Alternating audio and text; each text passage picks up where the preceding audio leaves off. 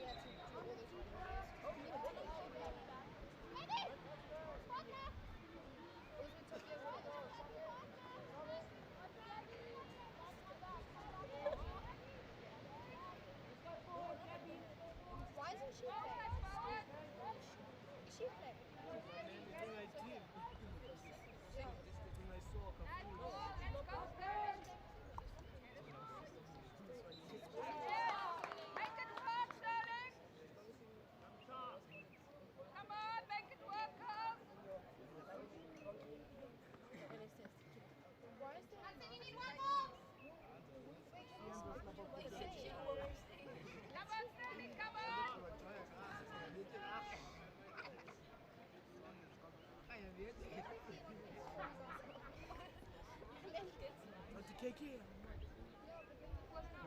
Rachel?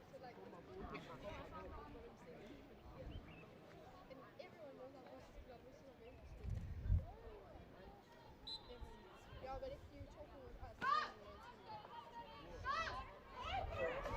Come in now.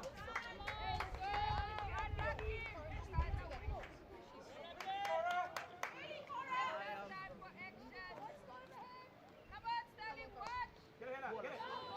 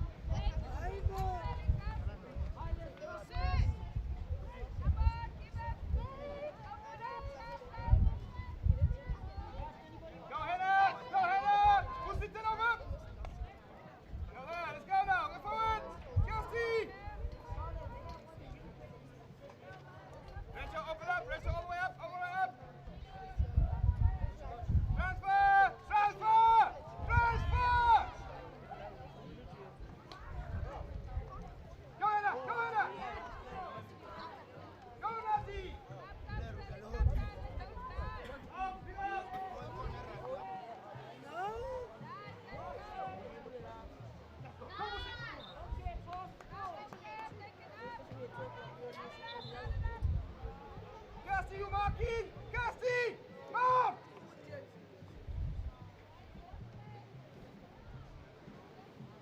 Go, Bussy!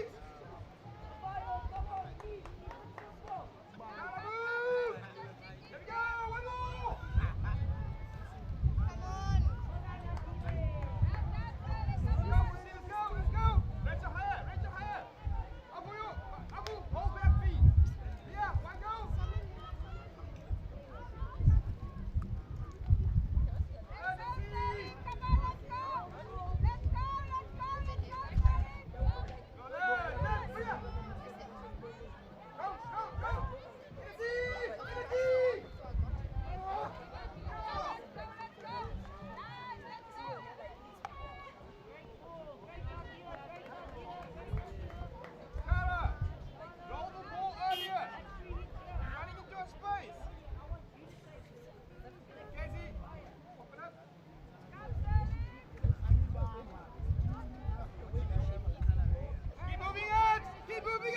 Keep moving it!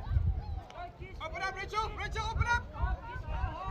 Ali! Here we go, pick it up now. Good, then go forward. Early pass. Well done, good.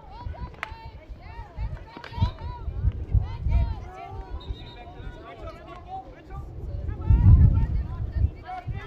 Kirsty, don't get sucked in, go up! Jordan.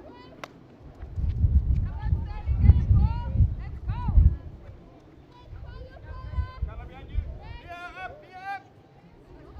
Kirsty, squeeze now. Now we squeeze.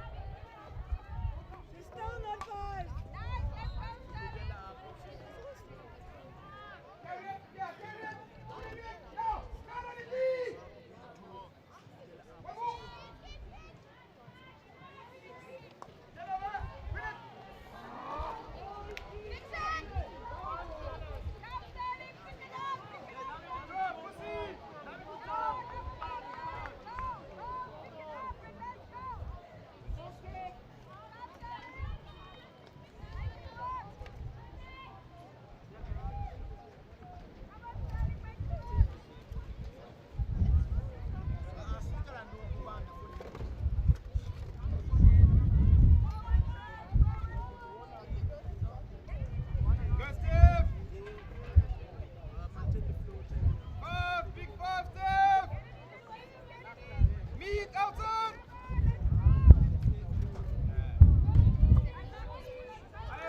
Let's go. Go.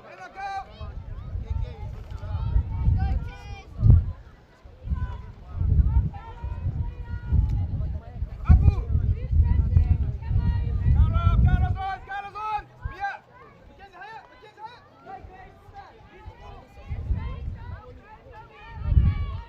Good, Cara. Good. Alaki.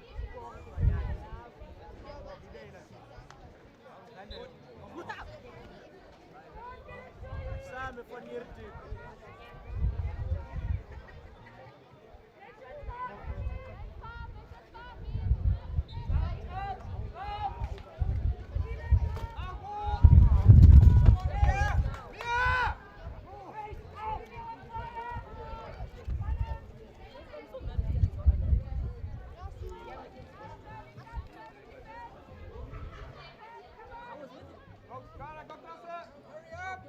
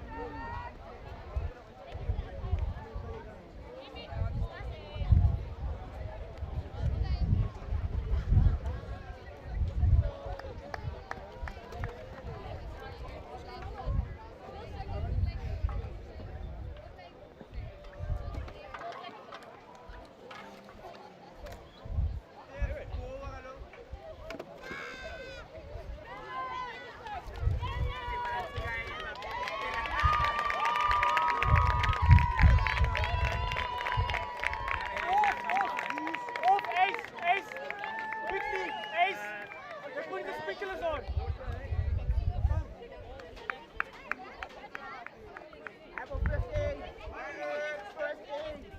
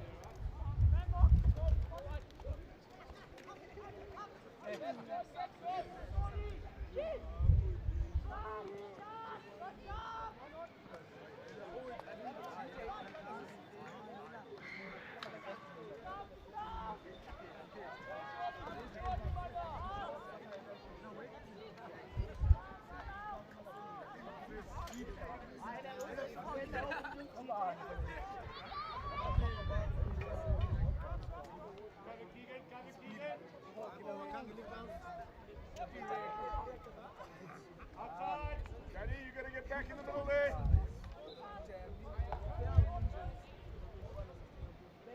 Come on, structure. Fox. Fox, get your flat. More. Fox, you got to get back with there. That's the year when they were top 10 in this.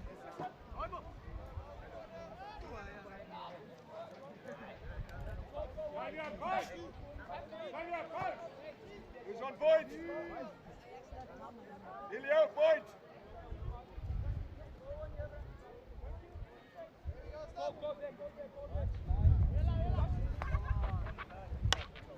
Right, just hold in the middle. Hold. Come on, you got to step up and close to me. Good, right.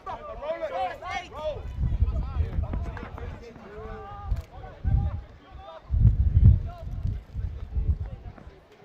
Right, boss, good.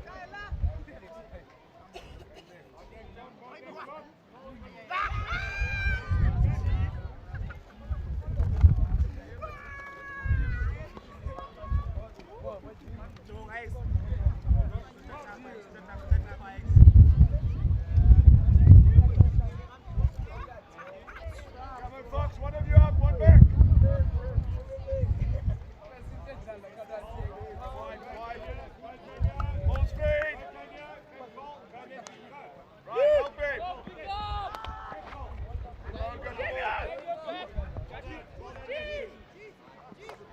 Right, hold.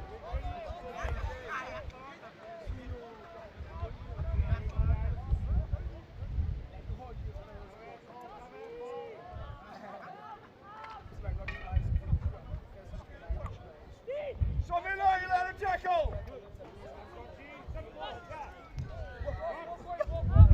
Right, step. Dad, step up. Come on, Lilo.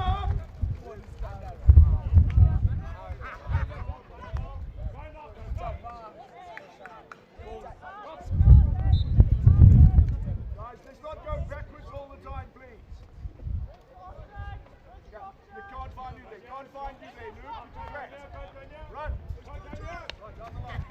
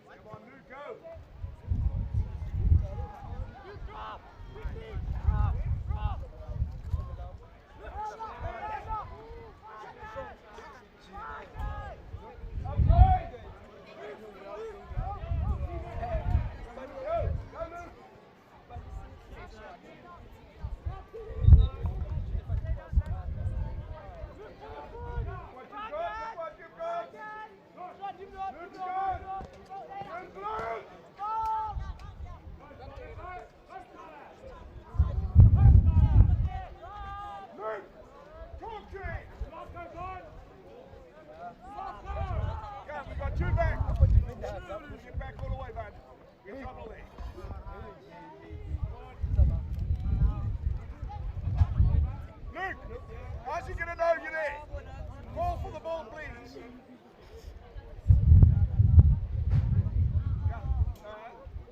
How's he going to get the ball to you? Where's the ball there? That's the east full out. Right. Up high.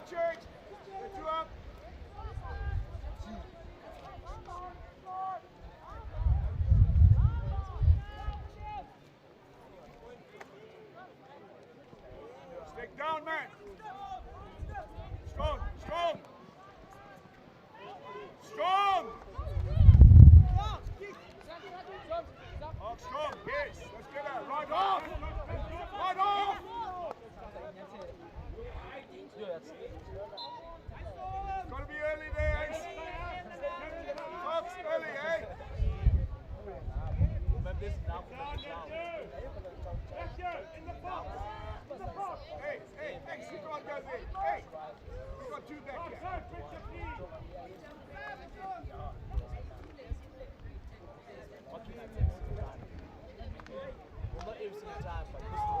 Come on, guys, upgrade me.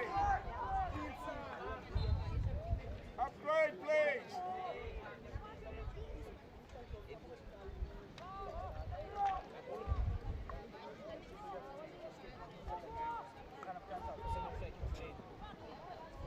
Changes. Hey, stay there.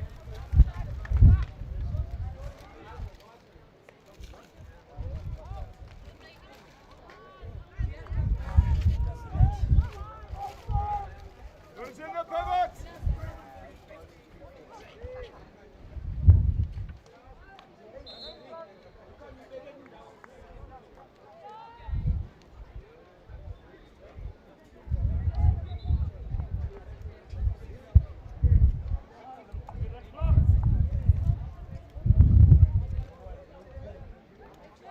So Miller, let's keep it basic, please.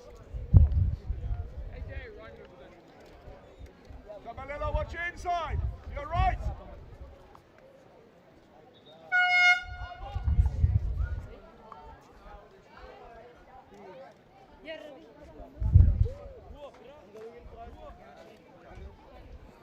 Caña. Caña. Caña.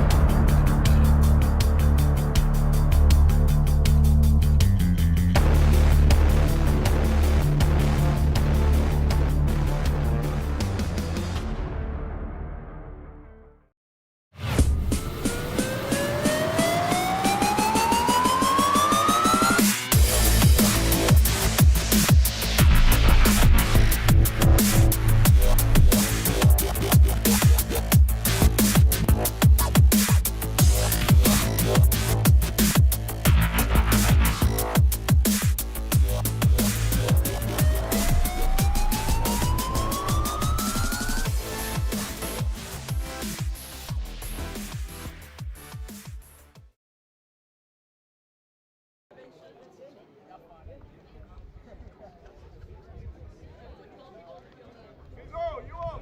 Come on.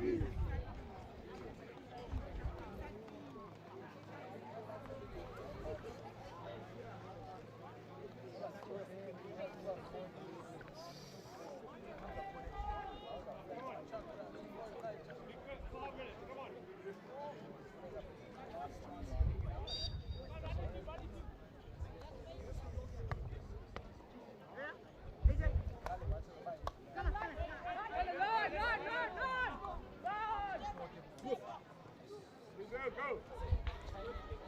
Go, Nick.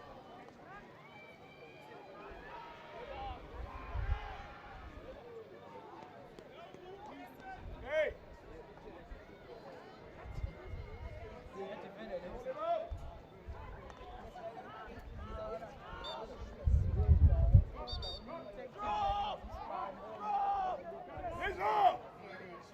Get in the D.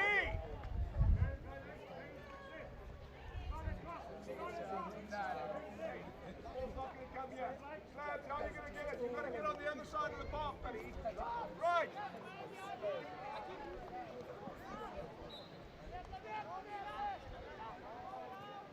Catch on.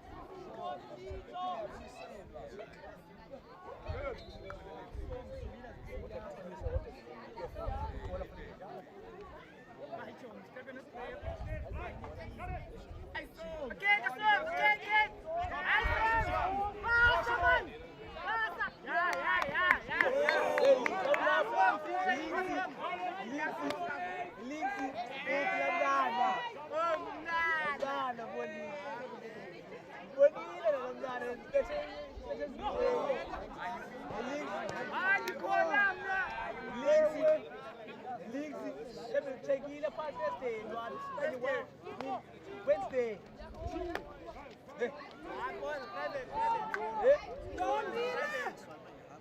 Là cái gì nó bao em.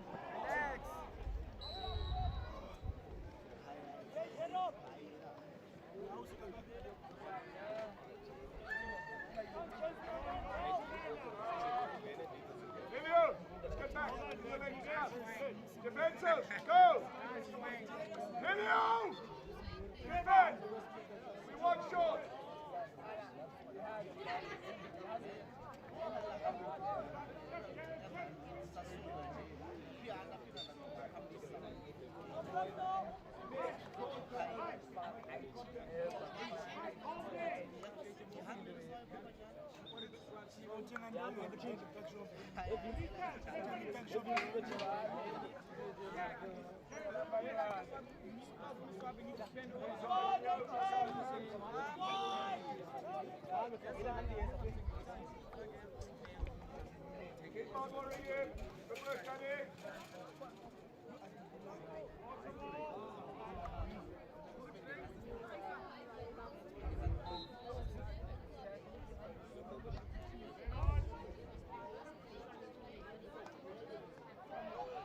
Who are you weak and run? Yes.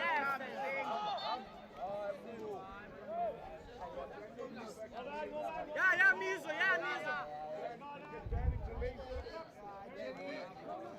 Daniel! In the legs!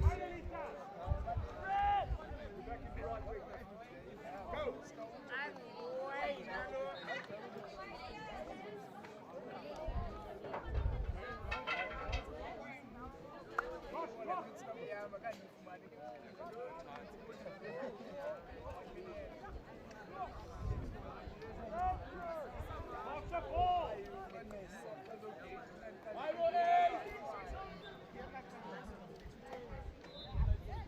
Isa! Run the keeper! Come in!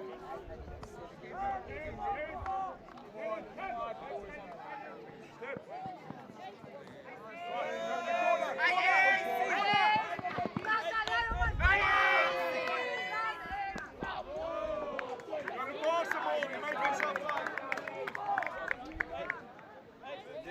Daniel, you can't get that. You get him close to the ball.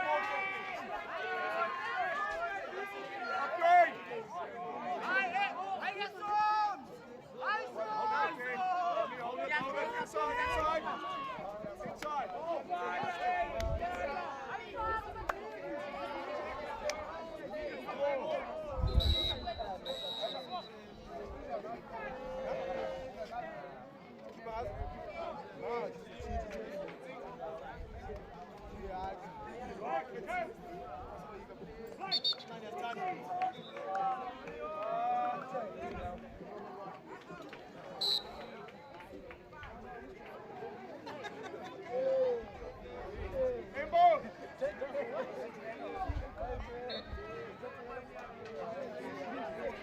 Inside, involved!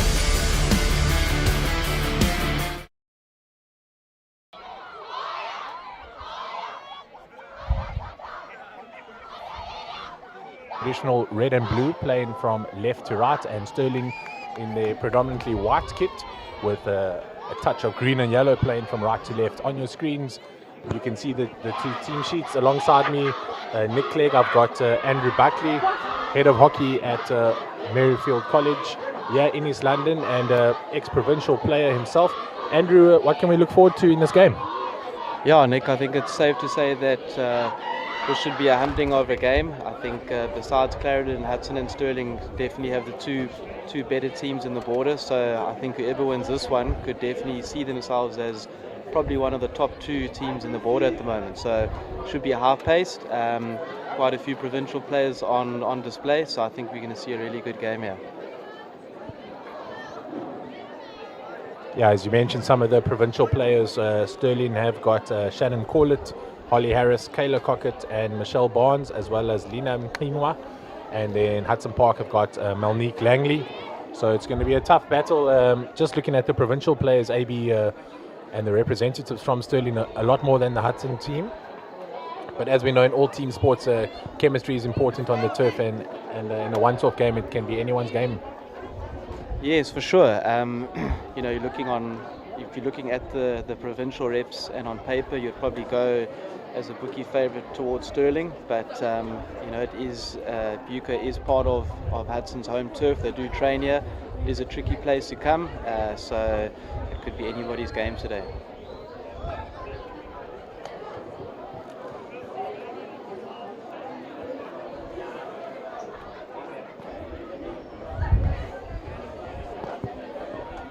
Yeah, we're just waiting for the umpires to get this game started. As AB mentioned, Hudson Park do train here and will know this turf quite well. They play most of their games here, not having a turf of their own at their school. This is an away game for Stirling. Although, Andrew, most turfs do play similar, especially in this London region here. And just for those watching at home, it's starting to get overcast. And the wind blowing from on your screens from right to left. Andrew, what kind of effect does wind have on a hockey game, if any?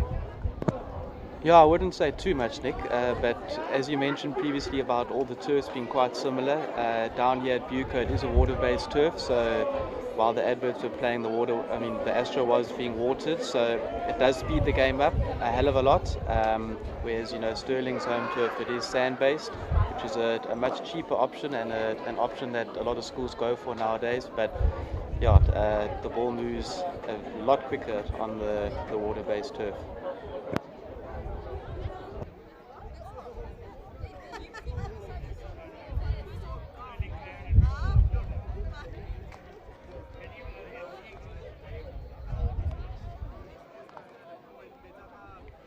We just want to thank Eagle Media, and if you are watching at home on YouTube, if you can please subscribe to the channel. That's Eagle Media Live, and then as well as our internet channel, if you want to go onto the website, we're on www.eaglesportslive.co.za.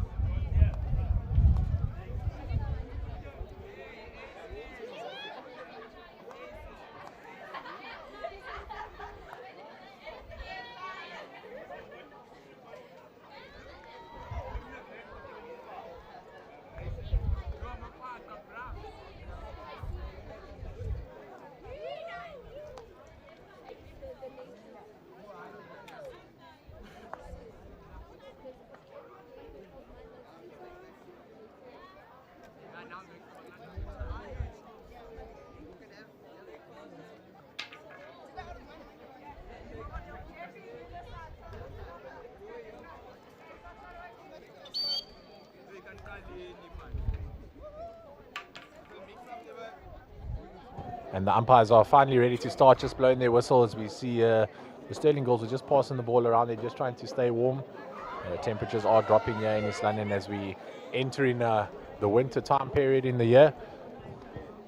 It does affect the style of hockey, I suppose. AB, the girls will need to warm up, so maybe a couple passes in the beginning. Be interesting to see how we start here. Stirling go straight with the overhead, giving possession away. Why would a team want to start a hockey game like that, AB? Nick, not something I would like to teach. I mean, you're sort of just throwing the ball away, but on the flip side, you are sort of throwing the ball into their half of the field. But yeah, just generally when a game starts, I know as a player myself, I'd like to get a few touches on the ball, keep it simple, stop the ball, pass the ball, slowly start getting into the game rather than trying to take 3 or 4 players on in the beginning and lose the ball. Yeah, as we see Stirling attacking up the left-hand channel there, taking it towards the D. As we see a free hit outside, they'll just have to move this ball far first, so they go deep into the pocket and they'll look to switch it around to the right-hand side. Some good play there by Zanique Francis, it looks like, from Hudson Park. Some lovely skills from the young lady to keep this ball in field. Stirling pushing back defenders. She'll need to arc out of trouble here. She looks for the pass, but it's intercepted by Stirling. Some beautiful skills there by the young lady to keep that ball on his stick. Hudson Park just trying to defend and slow that game down there. Stirling with a quick start so far in this game. See a lovely slap pass into the center of the field. Looks like Michelle Barnes picks it up.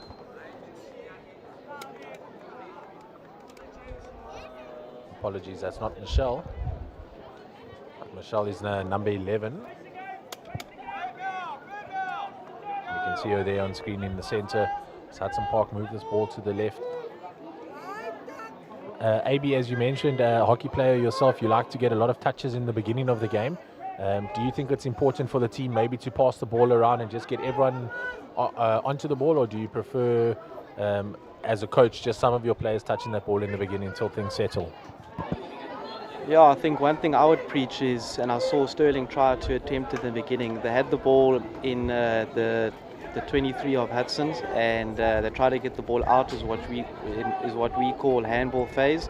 Unfortunately, it was intercepted by one of the Hudson players there. But yeah, I think from the first couple of minutes here, Stirling definitely looked pretty structured.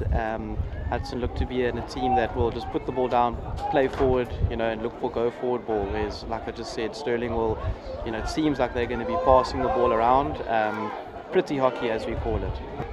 Yeah, and it is pretty hockey from Stirling at the moment, but with Hudson Park having a great opportunity, Aaron Battin having a hit into the D there, with a deflection out there by Stirling goal, they will have a long corner opportunity. AB, over time, the long corner has changed, so now we'll see them taking it from the 23. I just see a miss hit there. Do you think it was a good move for the game to move that rather than from in the corner to play it out? Yes, definitely. I mean, the old long corner spot, it used to just be a dribble fest, whereas now you can get the ball all along the 23. You can play the ball just to a player outside the D. He can turn, receive, and try and shoot. Or you can, like I just said, the handball phase where you move the ball from one side to the other side. So, no, great call from SAHAS, African Hockey Association.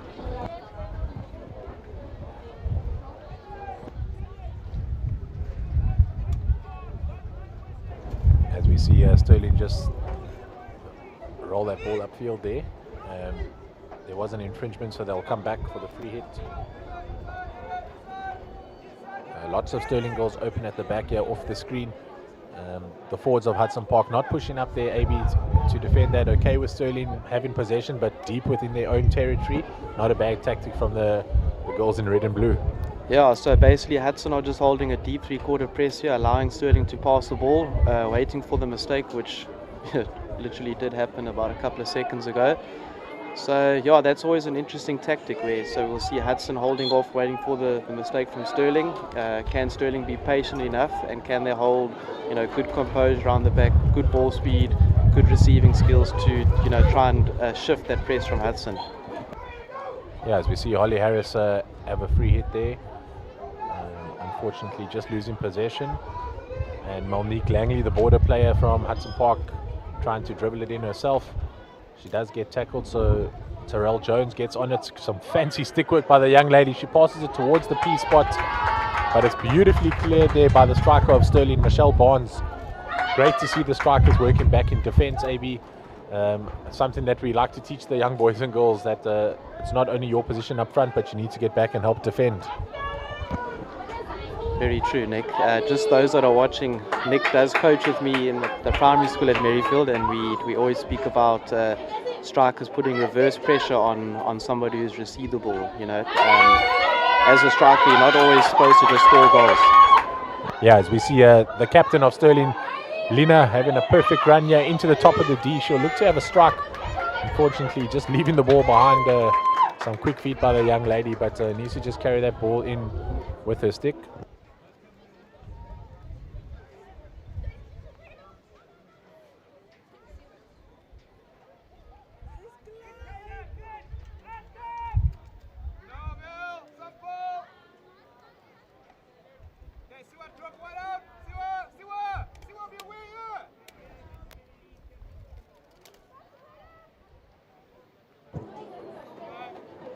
Stirling looking for a circle entry there, but you can see the umpire on the far side just indicating a 16, so nice release of pressure from Hudson. Hudson have had a lot of territory in this game so far, AB, but Stirling definitely looking the more serious to put a goal on the board first here.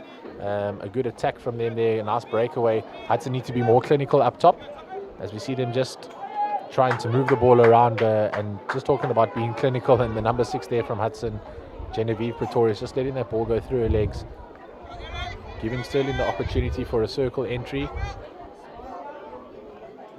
And that looked like to be Nick Langley just trying to clear that ball, but a miss hit there, and Stirling with the opportunity. Michelle Barnes at the top of the D, but a small infringement, and Hudson once again AB lucky to get away. So we'll see the two different presses here. You'll see Stirling a lot higher, what we call a high press or a full press. Basically, the centre forward will line up 5 meters away from the centre back on the ball. A lot different to what Hudson are doing, where they're about 5 meters above the halfway line.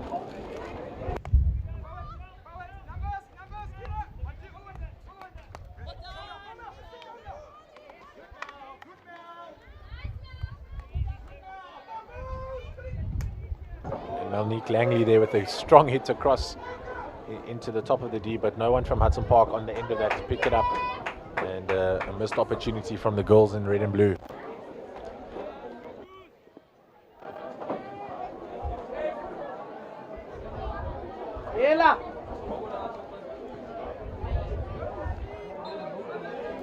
Stirling looked to run it out. Looked to be Jade Ballman there, number 6 from Stirling. Looks to be playing right back. Rania Khan onto the ball. Lovely slap across there. Erin Batten not getting onto the end of that. Looks like there might have been a deflection by Stirling, so Hudson Park are going to have this ball. AB, on the side of the Astro, there's 2 little lines there. Can you inform the people at home what those 2 lines are used for, if they are still used? So Nick, if you're looking from the baseline, the first line will be the old long corner zone. And the one just above that is the 16-yard line, which is often not seen by a lot of youngsters. So that's the line that you need to take your 16-yard hit on. So just to repeat, first one is the old long corner, and then the second one is the 16-yard hit line. Yeah, and I like what you said there. A lot of the youngsters don't see it. So even as umpires, and specifically in the primary school area, they just tell the young players just to put the ball on the top of the D. And roughly that's where that short line is in line with, and then the players just generally take it to the middle. Then you have to tell them to shift to the left or the right. So that's some great insight from you there to explain to the viewers at home that are listening on Eagle Media Live there what those lines are for, and some good advice for their young ones at home.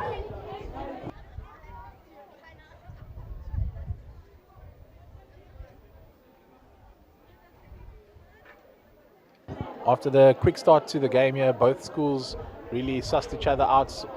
I think just to look at the different tactics from the coaches, AB, you mentioned the high press from Stirling, the 3-quarter press from Hudson Park, 2 different defensive tactics. You can't say either one is better than the next at the moment, seeing as the game has slowed down quite dramatically from the fast start. 10 minutes into this first game, we see the scores are 0-0 at the moment. Who do you think has had the best attacking opportunities, and what, if you were the coach, would you say at the end of this first chukker? Yeah, that's a good question, Nick. I don't really think anybody's had good opportunities at goal here. I think off the top of my head, if I was a Stirling coach, I'd just tell the girls just to keep moving the ball. You know, they move the ball for, let's say, 5 seconds, and then there's a bit of a mistake and they lose ball. So, yeah, I'd say just, you know, maybe they're nervous. I know it is a big game, like we said earlier. It's probably one of the top 3 teams in the region at the moment. You know, but after the first 15, all those butterflies should be gone, and we should be ready to play hockey.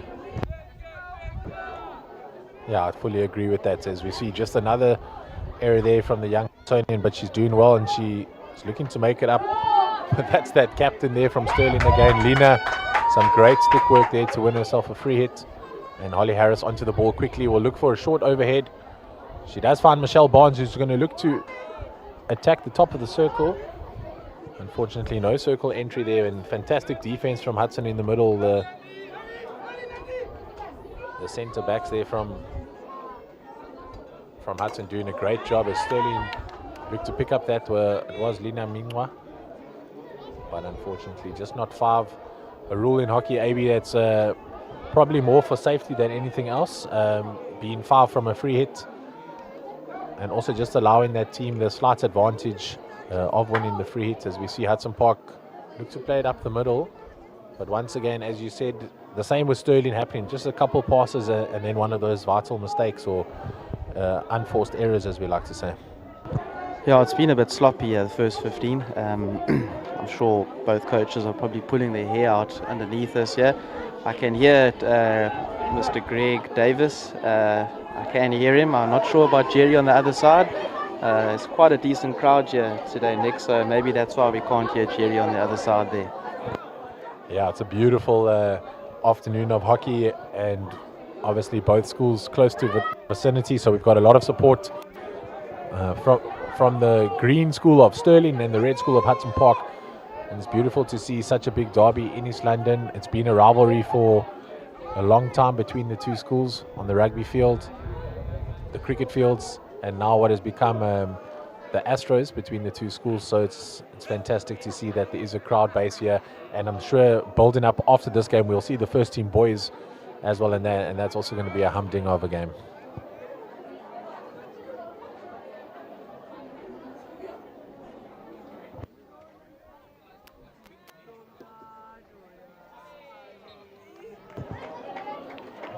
And there we go, we see our first attacking opportunity here for Stirling AB, a short corner. Can you run us through what they might do once they've set up there? The umpire on the far side just indicating that it hit a foot of one of the Hudson Park players. So the first real opportunity in this game. About 2 minutes left at the end of this first chucker, and Stirling with the opportunity to go 1-0 up. Yeah, generally speaking, in the girls' game, if you got a drag flicker, you're definitely styling. If you don't, which I'm not sure if Stirling do, you'll probably find them trying to look for a variation. In the girls' game, quite common for a slap deflection. So let's see what they get up to here. Yeah, as we see Lina over the ball, it's a strong push. She goes to the top of the D. No one was there in the receiving AB. Just one of those unforced errors once again, and Hudson look to roll this ball quickly out and look for a counter attack. Stirling's midfield just slowing it down nicely. We will come back and talk about that short corner and the missed opportunity. It was just as we see Hudson looking for a counter attack, but it's well defended there by number 13 of Stirling. It looks like Andrea Wiseman. And the captain Lina back onto the ball. Some good stick work there to Michelle Barnes. Lovely tuck back there, sending the Hudson Park defender in the wrong direction. Michelle Barnes finds Lina. Lina runs it into the D and wins herself another shorty. Andrew, just quickly talk us through that last shorty and the missed opportunity and how they can improve on it. So Nick, this Buca Astro, if I'm being brutally honest, is not in the greatest of nicks, especially around the top of the D. I'm pretty convinced that if Hudson win a short corner, you'll see them move slightly towards the left-hand side. It bobbles basically just in front of those Stirling girls there, so I'd like to see their castle move to the left. Having played on your as well, you need to try and move away from all those divots. You can actually see them on the screen, and you've got to sort of pick your best spots and hope for your best. It's not easy to stop on this Astro, but I definitely think Stirling were perhaps in the wrong place. Yeah, and you talk about a castle, and when we see at the top of the D here, you'll see there's two separate castles set up. So they're going to have two different things as we hear the hooter go. So you'll see the Stirling girls rush up from the halfway line here as extra defense. It's a strong push by Lena. She goes to the top castle. It's a deflected pass. Michelle Barnes with the opportunity. Stirling still have it. We'll see another shot. It's a fantastic finish there by the young lady, and the Stirling home crowd here going insane. Loving that goal by the Stirling girls at the end of the first chukker. Stirling leading this game 1-0.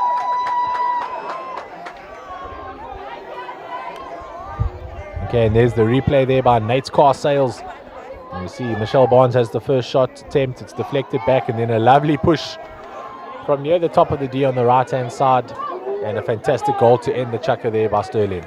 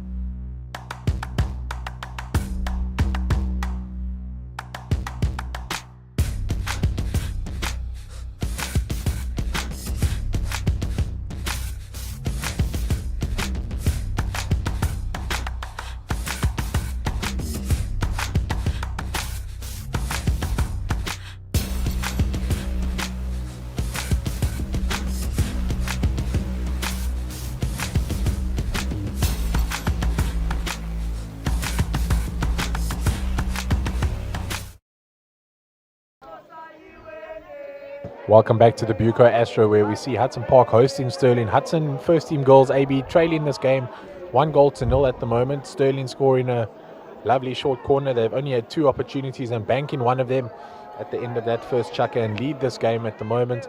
A nice way to end the first chukker. How would you consider Hudson and Stirling need to play the start of the second chukker? Always an important part of the game. Yeah, I don't think Jerry and the Hudson girls are going to panic too much. I think if they conceded a goal with about 5 minutes to go, they would probably have to change their deep three-quarter press to more of a higher press. If Stirling are 1-0 up with 5 to go, they're just going to keep the ball around the back. So you'll probably have to find Hudson would need to then press higher. But, still 3 quarters to go. So I don't think too much is going to change here. Hudson have had a bit of possession, bit of territory. So yeah, they just got to move the ball well, get their eyes up, move the ball, and see what they can do from there. Here's some good play here. Yeah, as we see some lovely interplay there by Hudson Park. It looked like to be Busi, the number 3 from Hudson. Busi, a fantastic runner with the ball on her stick, AB. You'll really appreciate her dribbling skills. She's got a good pair of wheels as well, and I know one of your favorite sayings is get on your bike, and she definitely does do that when allowed the space and freedom to do so. As we see some great stick work there by Terrell Jones. She'll look to enter the D. She'll get on her back stick. She has the shot, and Busi there just missing that deflection, and it will be a 16 to Stirling. Some fantastic start there to the second quarter, AB. I see Hudson have changed their press. To the viewers, you can see now, look at the centre forward with her hand up in the air. She's 5 meters away. So the back four of Stirling, they're going to be put under pressure a lot more now. And as you can see, it does result in a few mistakes. So from a Stirling perspective now, when you are getting full press, it's important just to be composed on the ball. Use the word what we call pre-scanning. So in other words, you know what you're going to do before you receive the ball, which will help defending player pressing hard on you.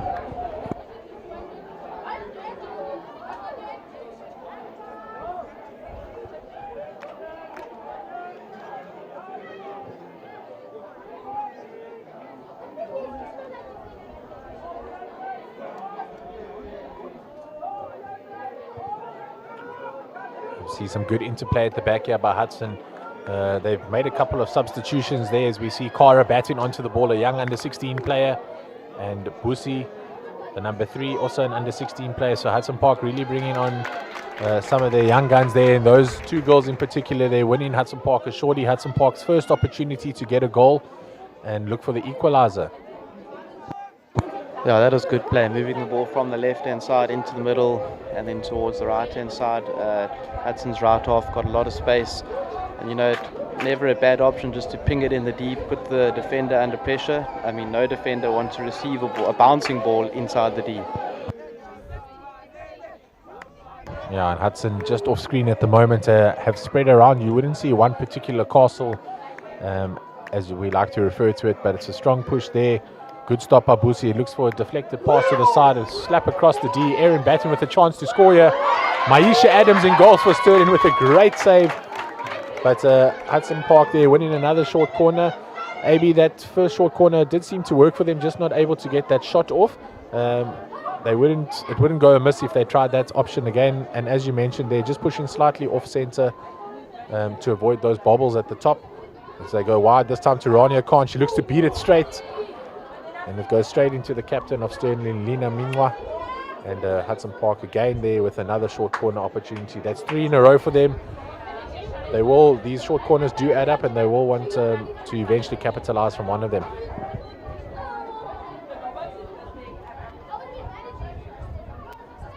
It's a strong push to the top. Busi gets the ball. Terrell Jones.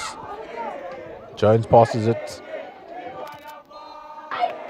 to the side of the DP, just changing the angle for the goals from Hudson. It looked like Kara batting on the end of that. Not the strongest shot by her, but once again another short corner, the 4th one in the short period of play.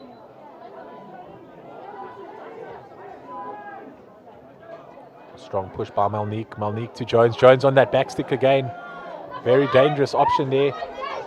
She looks to get strong, but it's well defended by Lina Mingwa. And once again there, Jones smart enough there, AB, just to look for that foot there and win themselves another short corner with no shot on there.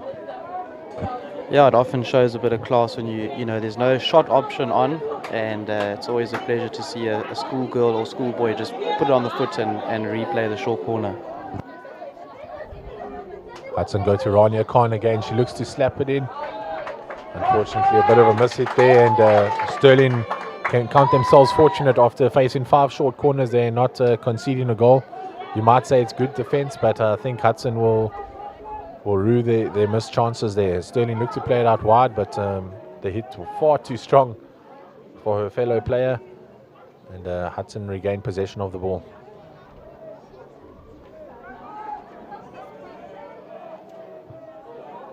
That's Kira van Vuren on the far side.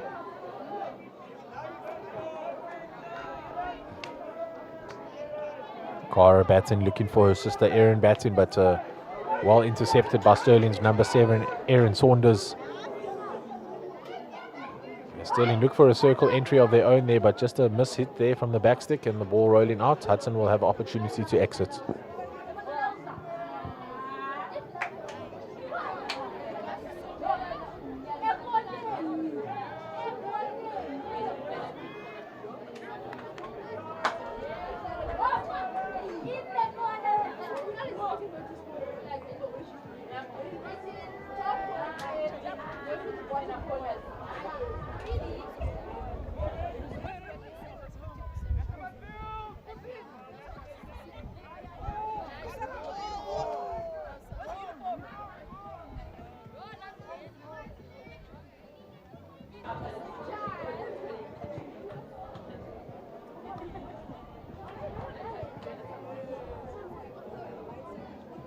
See a lovely overhead there from Holly Harris.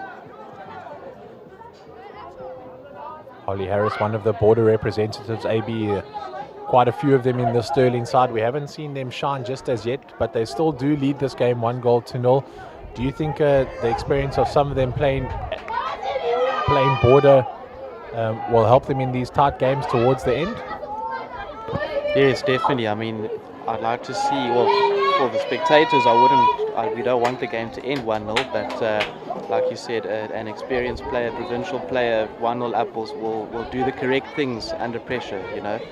But yeah, that was nice little skill there from little Harris. Nice overhead.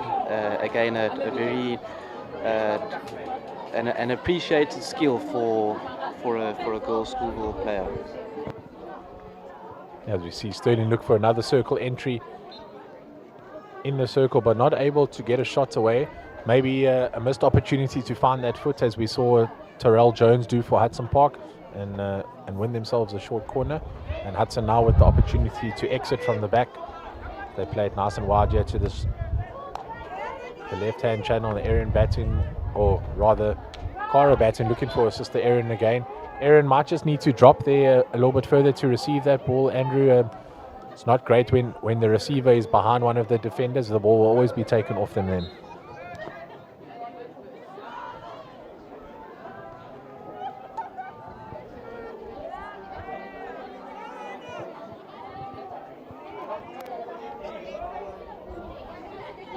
Melnique Langley on the ball here, and she'll looking for options, and she loves to hit. AB, one of the things I've noticed with Melnique is she often hits it off balance.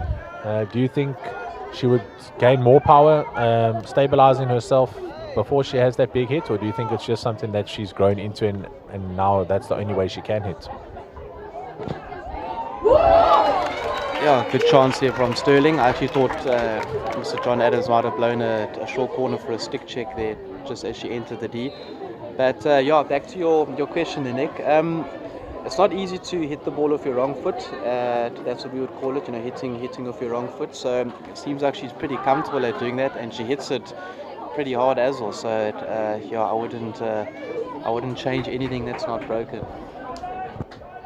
Yeah, and I think often that's something that a lot of coaches, and I myself, in my earlier days of coaching at schoolboy and goal level, especially on the cricket field, you try overcoach, and everyone has a different style and slightly different technique. And if it's not wrong or not broken, as you say, why try and change the play if that's one of their attributes?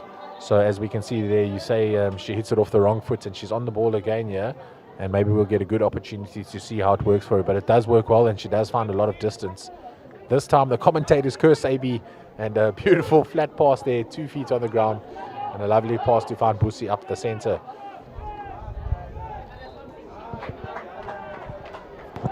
Yeah, as we restarted this quarter, I think it was clear to see that Hudson did come out with a high press and pretty much dominated the first, call it 7 minutes of the quarter rather.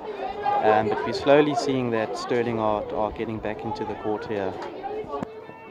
Yeah, I think that's very true. Hudson came out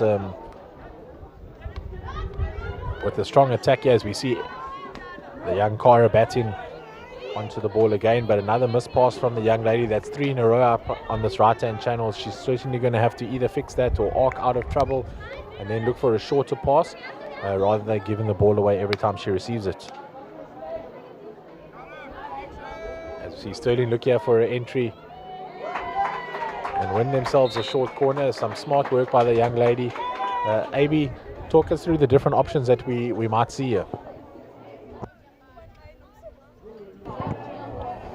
Yeah, that's a good question, Nick. Can I ask Mr. Greg Davis quickly what he's doing there? I see he's got a number 3 pointed out in the air. So let's see what number 3 is.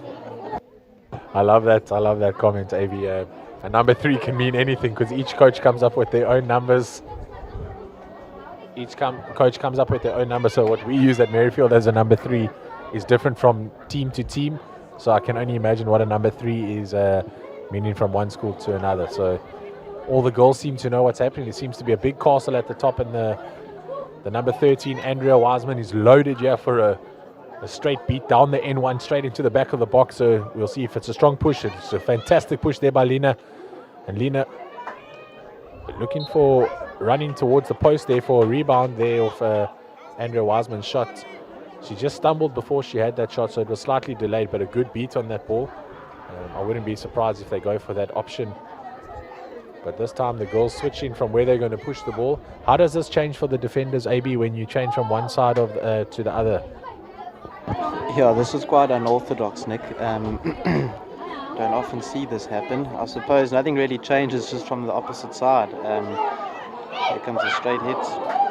We'll take a deflection there. Looks like a deflection off Hudson's stick, so I'm not sure if they went over the baseline or the sideline. Let's just have a look here. Well, there we go. We're pretty much having an old school long corner. Let's hope it's not a dribble fest. Good pass. Foot. I'd like to see Stirling take his ball quickly now. Yes, good reactions. Short corner, not foul. Well done. All right, so as we mentioned earlier, very important to be 5 from those free hits, and Hudson Park there just impeding play.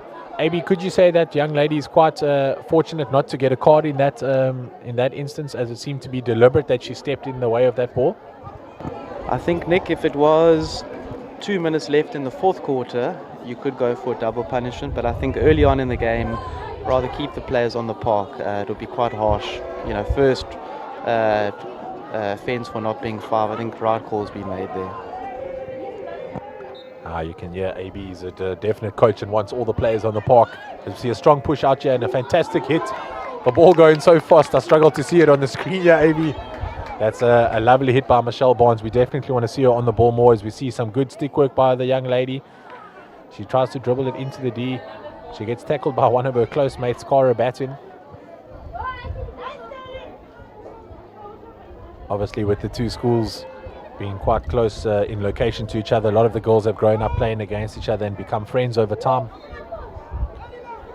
Some of the girls going to the same primary school, just allowing those bonds to grow, which makes it even more important that you win these games against your friends for bragging rights.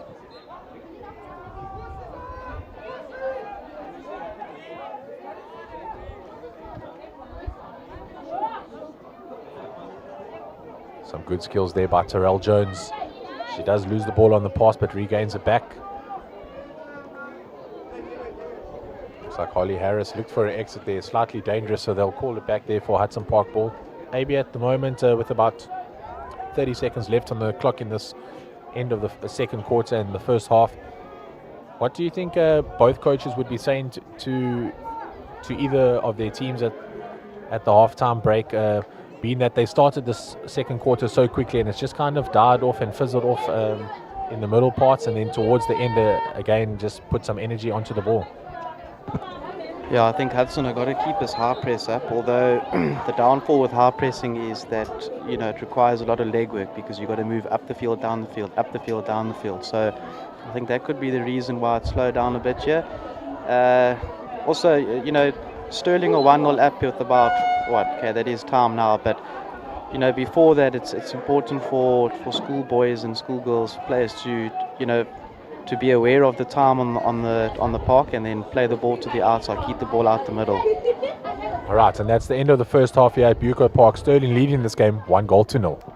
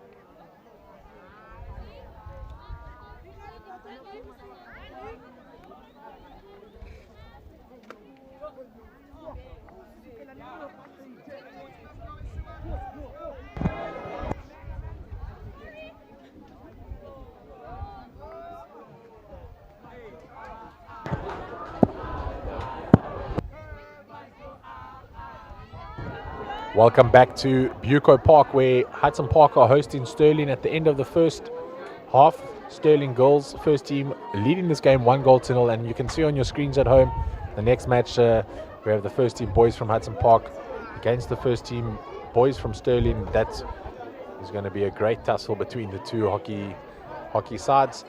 But at the moment, we have this first team girls game, and a big shout out to all the sponsors for this weekend. And please subscribe to our channel on Eagle Media on YouTube.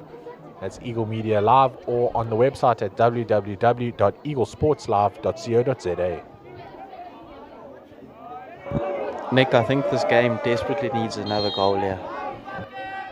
Yeah, I think that's a great call there, just to bring some excitement. And I think if that goal goes towards the home side in the red and blue, now playing from right to left on your screens, it would bring a new energy into this game, as they would then want to push on for a second goal to take the lead, and Stirling would want their second goal just to regain the lead and possession of the ball, as we see Hudson Park looking to roll it around the halfway line here, but just losing possession. Fortunately for them, though, Stirling committing a foul. Hudson with a strong push here. Andrew towards their own attacking goal, rather. Most of their players in the attacking half, so if Stirling do have a lovely break here, they're going to have more players up front, and a good opportunity, as we see about a 4-on-1. Stirling take it deep into that pocket. They now look for a circle entry. They do find it, but it's well defended by Monique Langley, and wins Hudson Park a free hit. It's another strong hit by Monique. Some good interplay by Stirling at the back, AB, as you said. That confidence of just passing that ball around could really pay dividends, as we see Stirling with the opportunity, but no one really chasing that ball, and Erin Batten back to secure it for Hudson Park.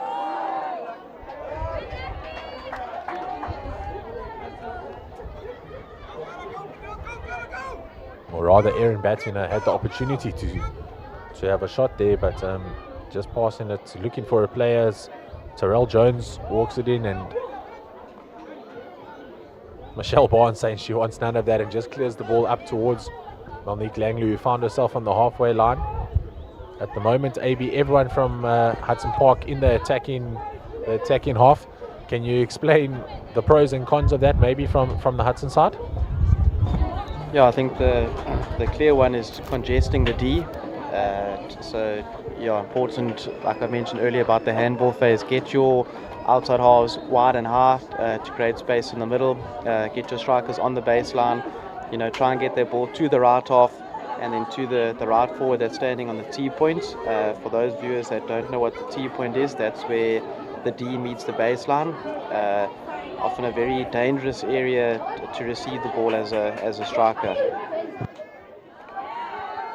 I'm loving the insight that you're bringing here to this hockey commentating, AB, there about the T point and why it's such a dangerous position for the defenders when the striker does have the ball there. As we see Stirling looking to enter the D, as see some good stick work by the young lady as she goes around the young Cara Batten. And there it's Kira van Vuren defending nicely there for Hudson Park, just slowing the ball down. Stirling got time now, and then we'll need to think of a new plan to enter.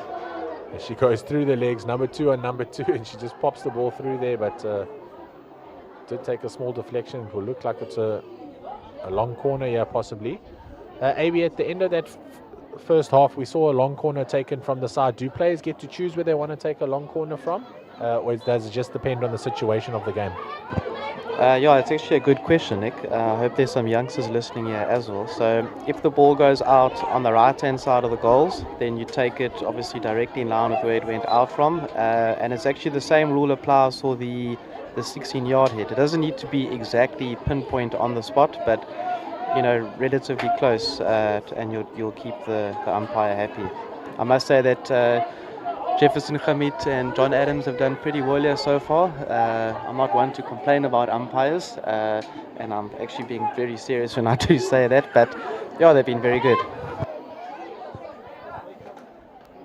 Having coached with you for a while now, AB, I do know we always have a joke about who has the first chirp at the umpire, and I believe it was me the last time, so I can tell the fans at home watching their children or their friends or their siblings that is true, and you don't have a go to umpire often. Often. Yeah, I mean, we just talk about it, to ourselves. We don't. Yeah, I think as a coach, it's not good to shout at the umpire, and then when your players shout at the umpire, you don't really have anything to stand on to say, hey, don't shout at the umpire. So I think lead by example. Really good skill here from the Hudson player. Unfortunately, a mistake from Stirling, playing the ball straight onto her player's foot, and we have a short corner for Hudson. Yeah, fantastic work there by Terrell Jones, the number 10 of Hudson Park. A young lady with fantastic hands on her stick and controls the ball well. Often dribbles it into the D, looking for that short corner and wins it. Doesn't often like to have the shot. Do you think that's a pressure thing, or she maybe just looks for that short corner knowing it's a better opportunity to score from?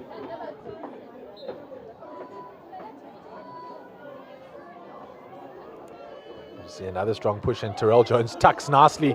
Tucks again, will look to have the shot on. Off balance. She does have a first hit there, but Maisha Adams up to the task there, the young goalie from Stirling. Fantastic energy does Maisha have there in the goals, and has been a goalie for a long time, since her primary school days. So she's really an expert in that position. As you see, Terrell Jones looking to go herself there. Runs it towards the baseline. Will look to tuck back nicely and wins herself another free hit. She'll go again. AB, that quick play that you like to talk of when you're within that 5 meters just outside the D. You love it when a player just quickly has a go themselves and then looks to offload it in the D. Yeah, great awareness. Can often catch the defender napping, and we all know sports a game of inches. If you can gain that extra inch on a player, you're always in a good position to perhaps score a goal or win a shorty. Yeah, so far the second half, third quarter has really been the liveliest of the 3 so far, and both schools having attacking opportunities. Hudson there again with the opportunity to put one in the back of the net, but an unforced error on the left hand side, which just releases the pressure for Stirling, who look for a big hit upfield, but no one's there to receive that, and Kira van Vuren will just have to jog back, collect the ball, and then Hudson Park will have an opportunity to attack from the back.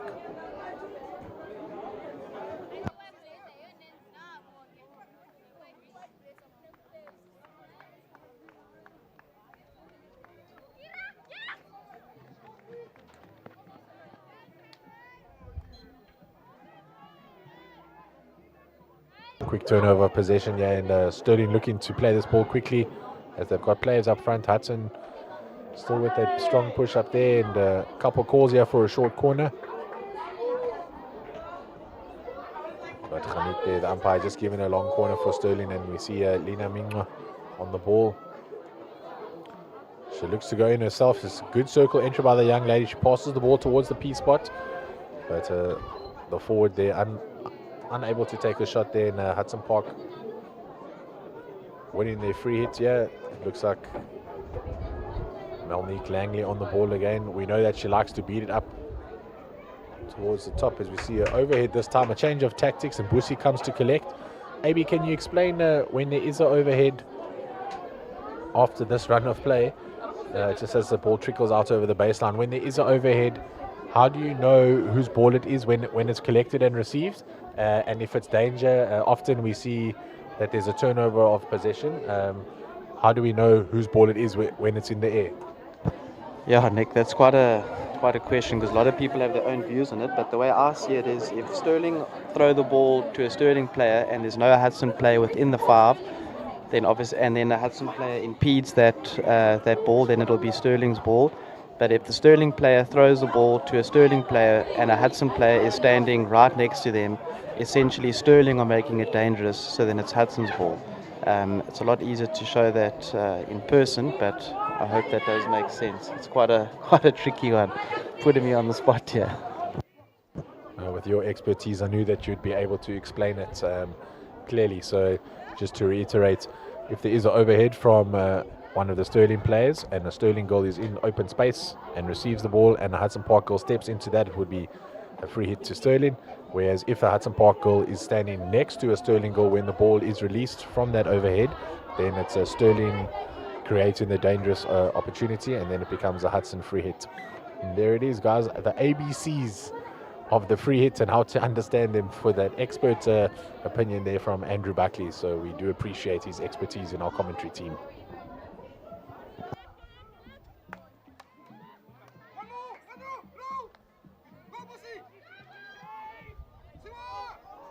See a good opportunity here for Hudson Park. Some more solid defense there by Stirling. Stirling's defense has really stepped up in this game, especially in this third quarter, as Hudson have been the more dominant side in terms of territory and possession. And now we can see Stirling pushing all their players back in the final quarter of this field. Rania Khan just plays it back nicely to Malnik. Malnik looks to dribble it in, and just a free hit there for Stirling, so they'll be pleased with that exit.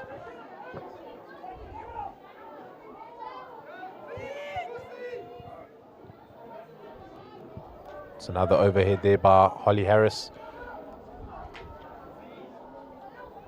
A lovely step there by Holly Harris to receive that ball, and lovely tuck out to get out of danger. She does look for the wide pass. It is intercepted, but there was an infringement by Hudson Park, so Stirling will regain possession of this ball.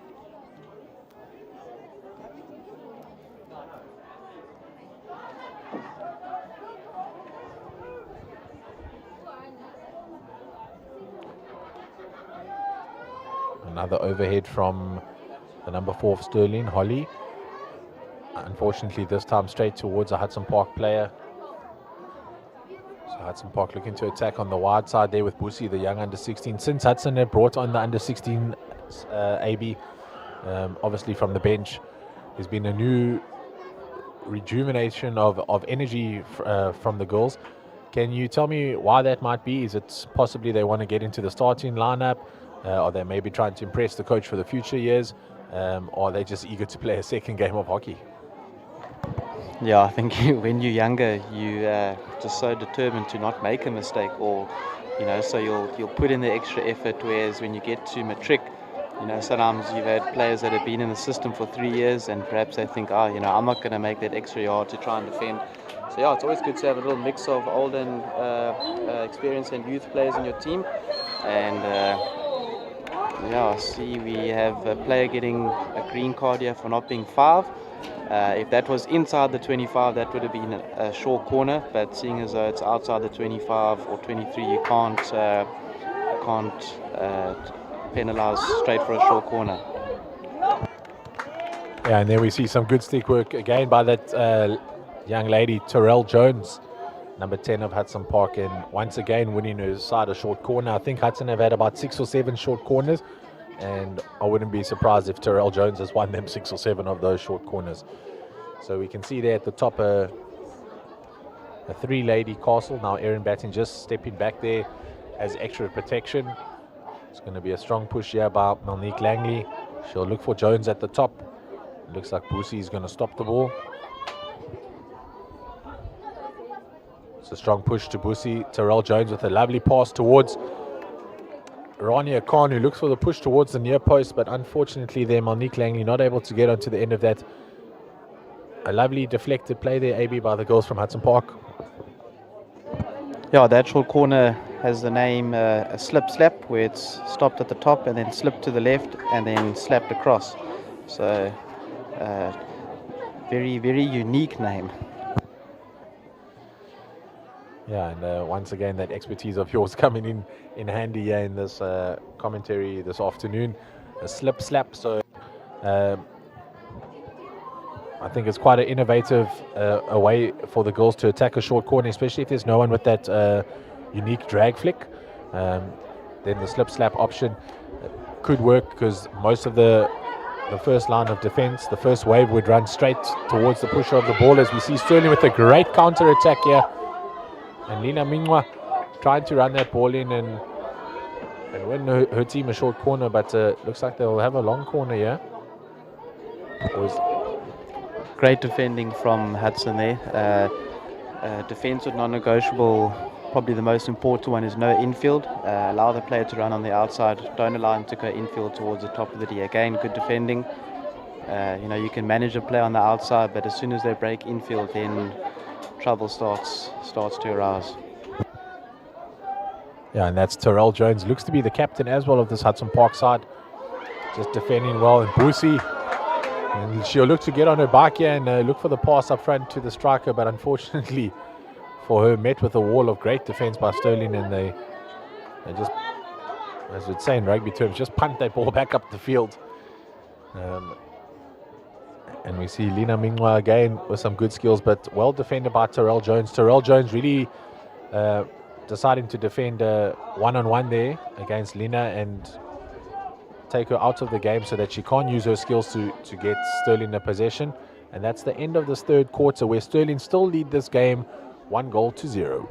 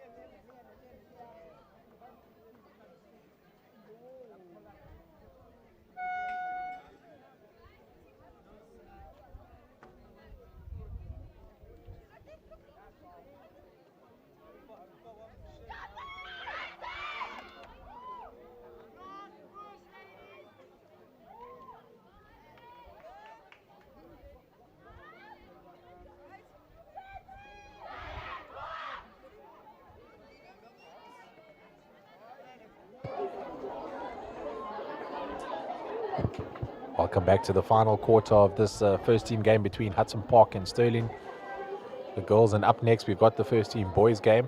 It's a beautiful afternoon. The wind has died down, and Stirling are leading this game 1-0. That goal coming from a short corner. The third checker, or third quarter rather, definitely dominated, I feel, by Hudson Park, but Stirling had their opportunities. And I think we're in for a little bit of a fun fest in this final quarter. Both schools will push to get another goal for Stirling, and Hudson Park will look to equalize and then go one ahead. So I think both schools are going to push for goals. We might see a change in defensive patterns, as you mentioned, AB. We saw a three-quarter press early in the first quarter, and then Hudson changed to a full press, and Stirling have kept with their the whole game. How do you think that could change, or do you think they're going to keep, both schools will keep with their full presses until the end? I think so, Nick. I mean, it's obviously clear Hudson need to get a goal. Against Stirling, you don't just want to sit back now and defend. I don't like that approach. There's a good opportunity from Hudson. Good aerial save by the keeper. Good clearance from Stirling. And that's the things that Stirling need to do well. In that situation, now don't clear the ball down the middle. Clear the ball to the outside. Just do the simple things correct, especially being 1-0 up with the final quarter being played. Yeah, and I'm a big advocate for that, for the defenders just to play the ball out wide rather than to play it up that middle congested channel in defense. Just clear it wide. Even if you do give the ball away, it's better to defend when they're out wide than give that free hit away. As we see Boosie there with a backstick, almost looks like a backstick flick there. Unconventional, but can be useful and put the goalie off. But Maisha Adams really up to the task there and did well to save it. Yeah, she's been sharp all game. You know, on her feet, in the air, looks like a very competent goalkeeper.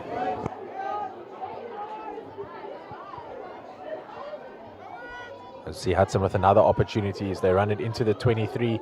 Monique Langley, one of the defenders. So a quick turnover ball here for Stirling, and Hudson could find themselves in trouble. As we see Michelle Barnes gets on her bike, one defender to beat. She looks for a self pass.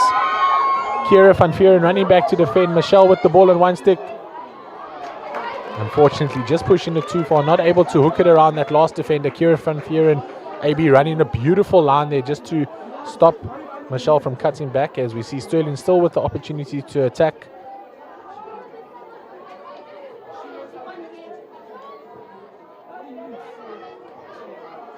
It looked to be Holly Harris all the way up there, looking for a shot from the right hand side. As now we see Hudson Park running that ball, and Monique Langley looks to have maybe even changed positions, AB into the midfield just to get her onto the ball more with that strong hit, creating options up front for Hudson, as we see Cara batting with a lovely pass towards the P spot. Bussy fighting hard to get this ball back, but Stirling's defense resolute. Some good stick work there by the young lady to get out of trouble. And she looks for the hit there, but just missing the ball, so it will be Hudson's ball now.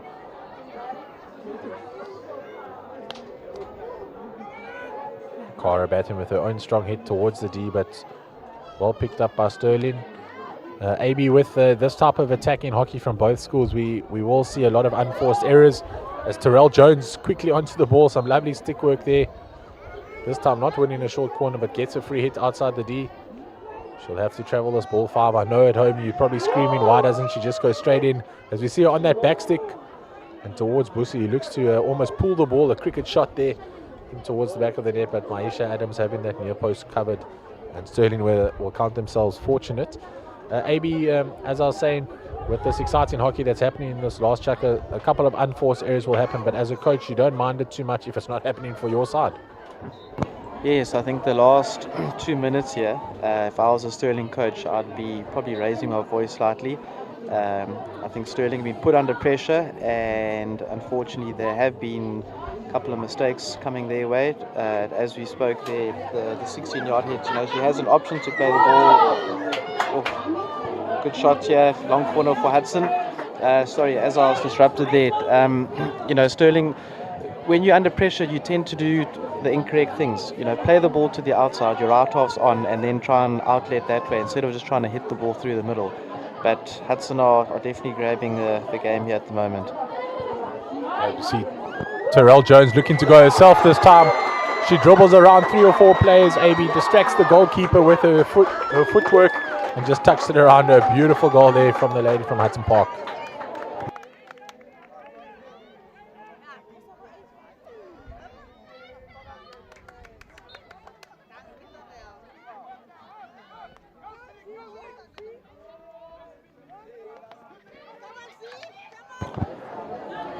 Yeah, some really good skill here from Jones.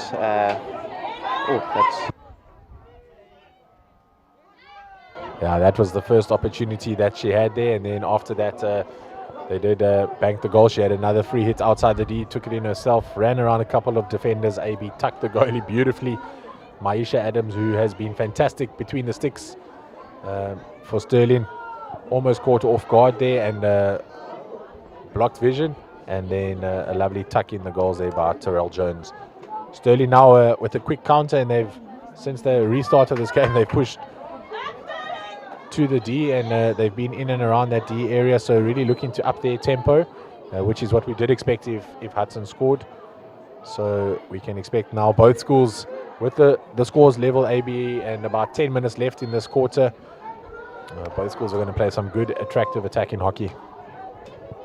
Yeah, I can't see any of these teams sitting back and being happy with the draw. But I think we did see that coming. Stirling were put under pressure, and a well-deserved goal from Hudson. You know, it's always nice to reap rewards when you put a team under pressure.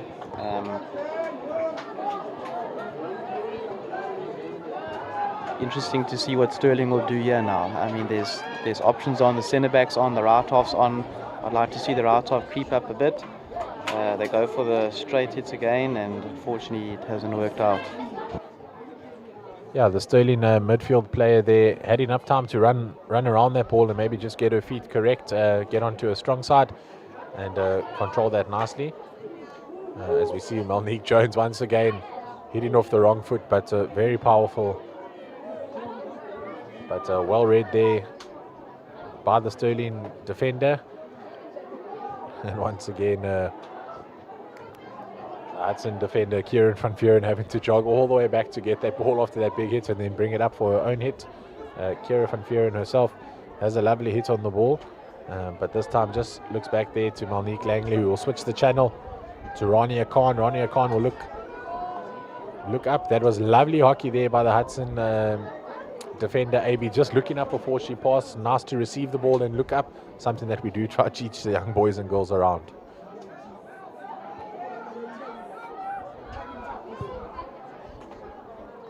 Hudson seem to have more control on the ball now that they've equalized. Unfortunately, just giving that ball away on the pass, but we haven't seen them switch the channel a lot so far in this game, AB, and maybe a change of tactics from them now that they've leveled the score, but they need to be cautious of not to go too defensive.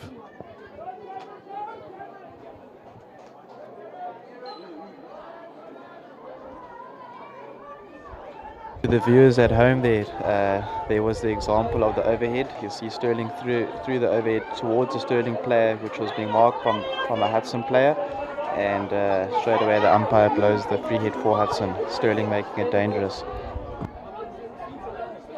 Yeah, Cara Batten with some lovely skills there to evade the first defender, and then maybe just falling victim to not looking up before that pass and passing it to one of their defenders rather than the Hudson striker. She has had a good game here on the wing for Hudson, but maybe just not clinical enough in those final phases. As we see the ball goes to her sister Erin Batten, and unfortunately just rolls too far for both girls there, and Stirling will have a hit here from the side. It's a lovely strong hit towards the center, but Rania Khan steps up beautifully to receive that, and now she'll find the midfield player there who looks for a circle entry pass.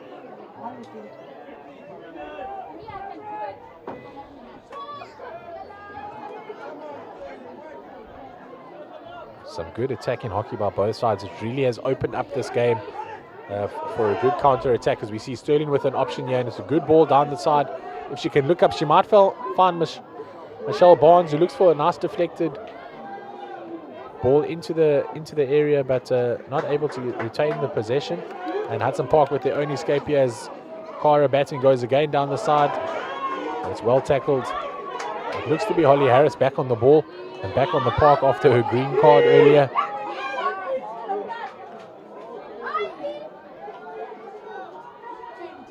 That hit into the D, just catching the foot of a Hudson Park player. So Stirling now with an attacking opportunity, it looks like.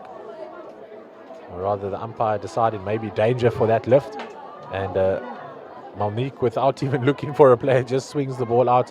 Maybe just a brain fart there by the young player who's been phenomenal so far at the back for Hudson Park. Yeah, this is a typical finish to especially a first team game. 1-1, 5 minutes to go. This is when your experienced and your quality players will stand out. You'll see they'll start making less mistakes. Obviously, all the players are tired from running around the whole game. And yeah, like I said, this is when this is when you would expect your better players to stand out and just do the correct things, do the simple things. Don't change your processes now just because it's 5 minutes to go. No need to panic. Just stick to your processes and keep doing what your coach has asked you to do. Yeah, and I think you did mention it earlier when we brought up the border representatives, and Stirling with an abundance of them in their side. So maybe just bring some composure to this game. With 4 minutes left, plenty of time to score a goal for either side at the moment. So just having possession of the ball is the first step to scoring a goal. And then obviously taking your opportunities, as we see the young Busi, the number 3 here from Hudson Park, under 16 player in her own right. And a good rush there, AB by Maisha Adams, the goalie of Stirling, to put the striker off.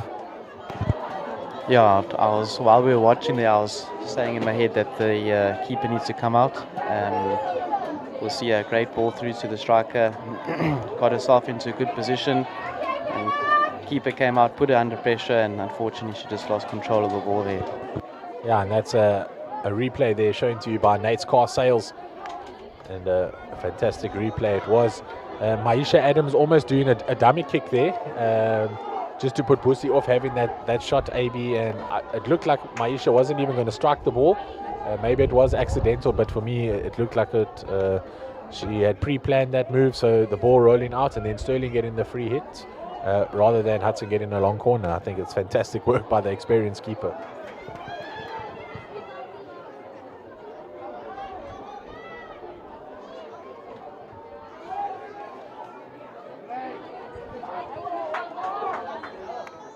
Michelle Barnes looks hungry to get onto the end of this ball, and Stirling will do well to get her the ball again, as we see Stirling looking to attack out wide. And Hamid there just not happy with that work there by Stirling's number 8, so Hudson Park will count themselves lucky. This exit looked like a little bit of danger there towards the captain, Lena, and Michelle just takes it quickly and runs it into the D and has a powerful shot from the angle, but unfortunately just not finding the right direction there. But that's the type of shots that we need to see from the young lady, and we need to see her on the ball more, AB, for Stirling to regain the lead in this game. As we see there, another replay by Nate's Car Sales, and Michelle Barnes with that strong hit across towards the goals, but just not getting that angle correct.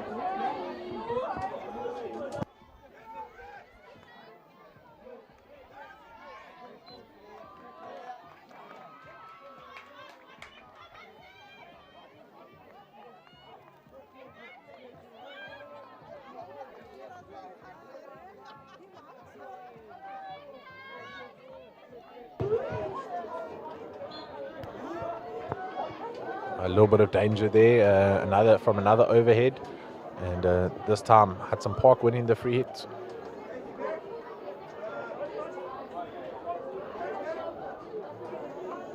A dangerous play there by Langley across the face of the goals. It's something that you taught at under 9 level, never to pass the ball across the face of the goal in case the other team intercepted, and Hudson can count themselves. AB very lucky there after that unforced error. Yeah, no, that would have been what we call a schoolboy error, but luckily the game wasn't decided on a mistake like that. Yeah, those unforced errors are what we call a coach killer, and often these tight games are won or lost on those unforced errors. As this clock is winding down, AB 30 seconds to go. We'll see Hudson Park, I'm sure, push most of their players up, which would create a space at the back if Stirling can get a counter-attack going.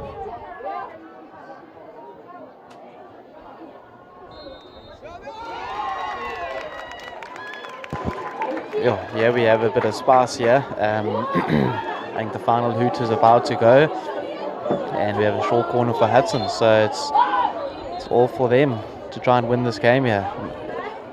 With the game being done, you'll see that they can, or not that they can, that they will bring all their players up towards the end of the outside of the D. Just for those viewers at home, for this game to be completed now, the ball will need to travel outside the dotted 5 meter, and then the game will be deemed as completed. Yeah, and that's an important rule to know for those at home watching. So the short corner, or the game will continue to play until that ball is rolled out of that dotted line. So you'll see a Hudson Park with a couple of defenders back, as we see Terrell Jones will have a shot. Maisha Adams found off her line, but the deflected pass into the goals, unable to go in, and well cleared off at the back by the Stirling defender. And you can see AB, her whole team running there to congratulate her, and this game ending in a draw, 1 goal apiece.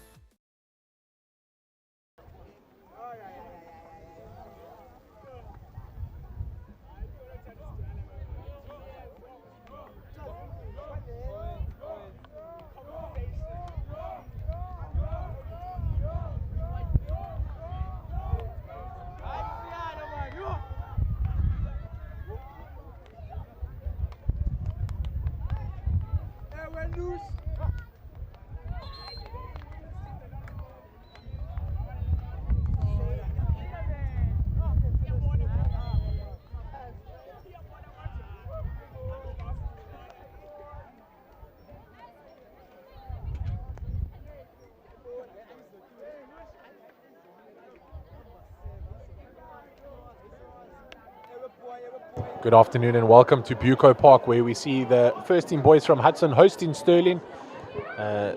Just on your screens, in between the two score sheets, you can see the umpires just having a chat with both captains.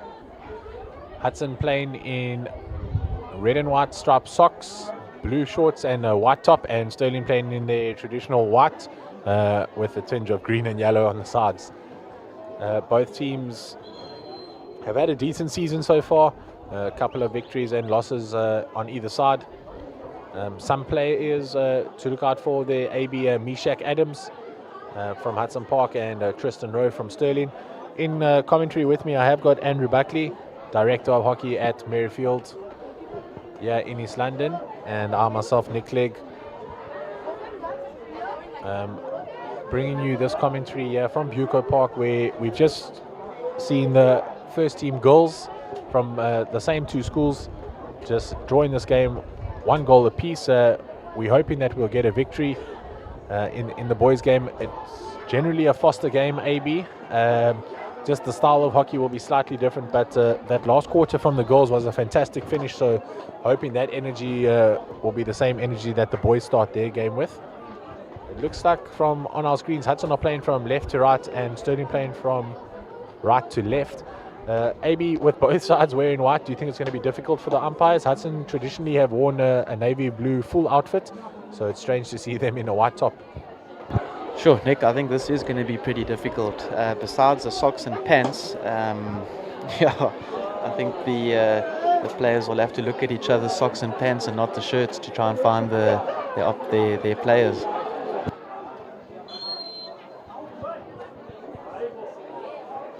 Yeah, as Hudson go for that overhead, and I can just tell you guys at home it's going to be difficult to follow this game as we're looking on our commentary screens as well, and as soon as they did that overhead it was tough to see which school was which. I'm almost sure that later in this game one of these sides are going to have to wear a bib or maybe change their tops, just so that the umpires can see the difference, who are the two main men having to obviously call the shots, as well as us, the commentators, and will make our lives a lot easier.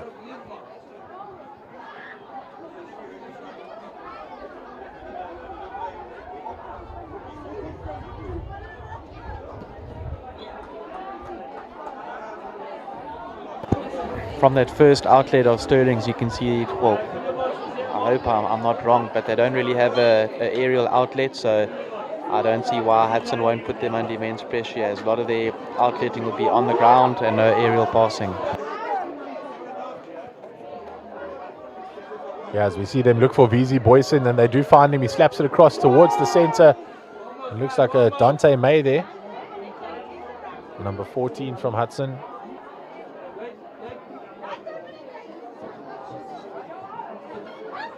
Dante May, a fantastic all-round sportsman. The young man plays first team hockey, first team water polo, second team rugby, benches for the first team rugby.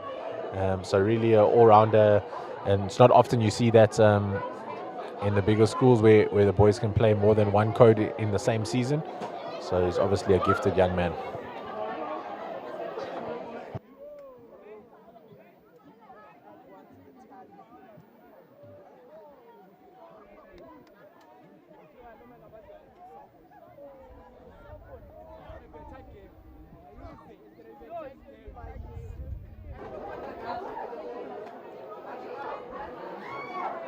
We do want to ask that if you are watching this game on Eagle Sports Media, that you do subscribe to the YouTube channel, as well as go to our website on www.eaglesportslive.co.za. So we see Stirling with a great opportunity, and it looks to be Hudson Park's captain, just clearing that ball at the back there. That's Sanalo Nkata.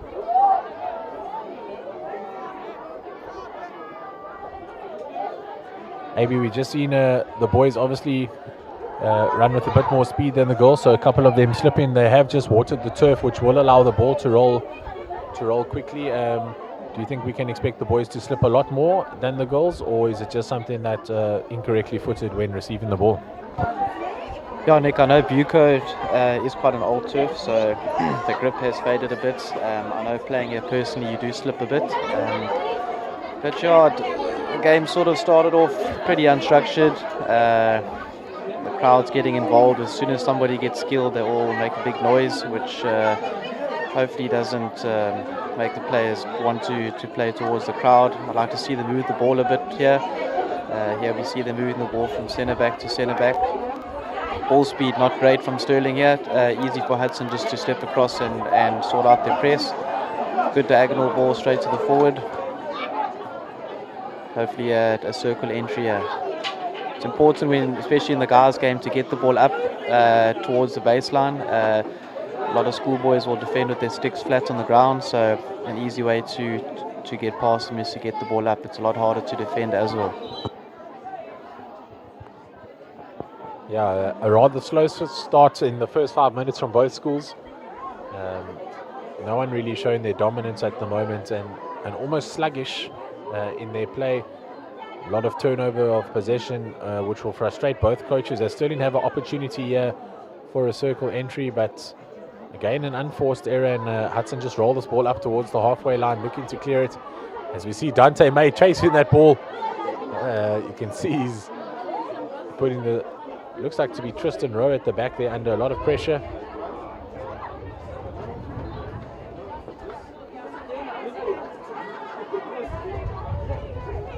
In that previous play when Hisham had that free hit just inside the 5, I would have preferred to see him just take the player on, you know. I think as a coach, give your players the license inside the opposition 25 to take players on, whereas, you know, in your half of the field, more 100% passing, look after the ball, protect the ball, or keep the ball strong, but, you know, give them that license as they get into the opposition half. Just play what you see and give it a go. If you lose the ball, you know, no need to shout at them.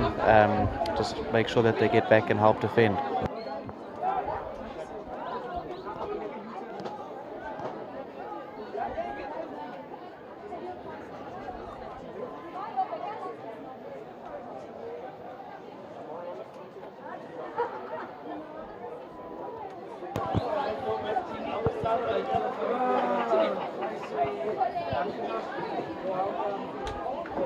Some more unforced errors there, and this game just moving between the two circles at the moment, but no real circle entry or emphasis on the ball from either of the sides, as Hudson Park might look to change that as they played forward there to Dante May up the left. He looks for VZ Boyson. VZ easy to pick up with those bright yellow shoes of his. We haven't seen Meshach Adams on the ball yet. He looks to be playing in the number 15 jumper today. As I mentioned, if he gets on the ball, we'll see some good stick work by the young man. But well defended there again by Stirling. Meshach maybe a little bit careless on the ball there, AB. A man with a lot of talent, but maybe just needs to switch on early in this game and help Hudson Park get the lead. Yeah, I'd like to see him playing up front. I know Coach Sipe Matafeni is playing in the midfield. If I'm not mistaken, last year at the 2022 Under-18 ARPT, he was the top goal scorer, and he was playing as a striker. So I think that's his position. I think we should put him there. I know I have spoken to Sipe about this, and his answer was to strengthen the midfield. But I think when you got somebody who can finish like him, get him receiving the ball inside the 25, inside the D, rather than around the halfway line area. Yeah, I think there's arguments for both cases, and we'll get back to that now as we see Stirling with a lovely break here on the right-hand side. The young man sprinting around the last line of defence from Hudson and just slapping that ball across towards the goals, but unfortunately the direction of that ball just carried it into the side of the box, and will be a 16-yard here for Hudson, it looks like. AB, just getting back to that, there's two sides to that argument. Obviously strengthening the midfield and getting your player with the best stick work onto the ball earlier in the movements, allowing him to run. Unlike netball, all hockey players can enter the D and score. So that's maybe an option that Sipe Matafeni, the coach from Hudson Park, is looking at. But I do hear your side as well, where if the young man is his best position is striker, get him at the top. Maybe he can even roach a couple of goals where he's just standing there and that counter gets on him and he only has to beat one or two defenders rather than 5 or 6. So I think maybe just with the setup of Hudson Park, he feels that Mashake Adams is best used in the midfield currently. But if Hudson trail by 1 goal late in the game, we might see a positional switch for the young man.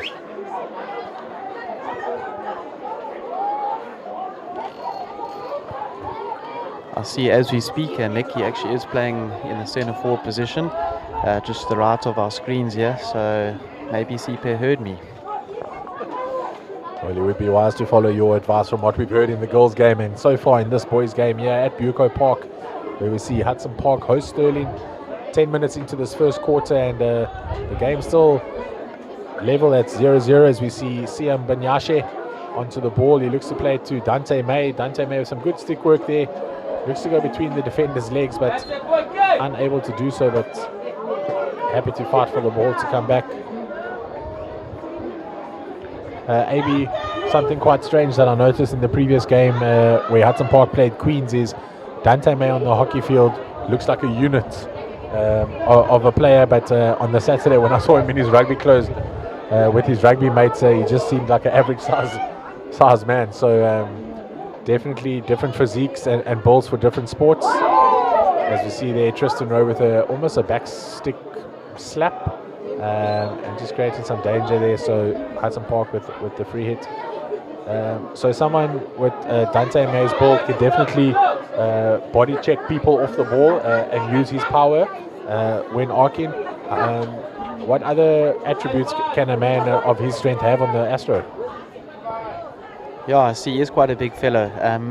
Yeah, I think his ball speed should be up. You know, should have good power through his core, his even his chest, his forearms, his shoulders, and yeah, like you did mention, physical attributes and being strong on the ball, which always helps. Yeah, and what I didn't mention is he plays in the centres, so he's got a good pair of wheels on him as well. As we see Mashake Adams there just running that ball in, and I can see why he said he should play striker if he gets that opportunity. He's quick onto that back stick, onto the reverse stick.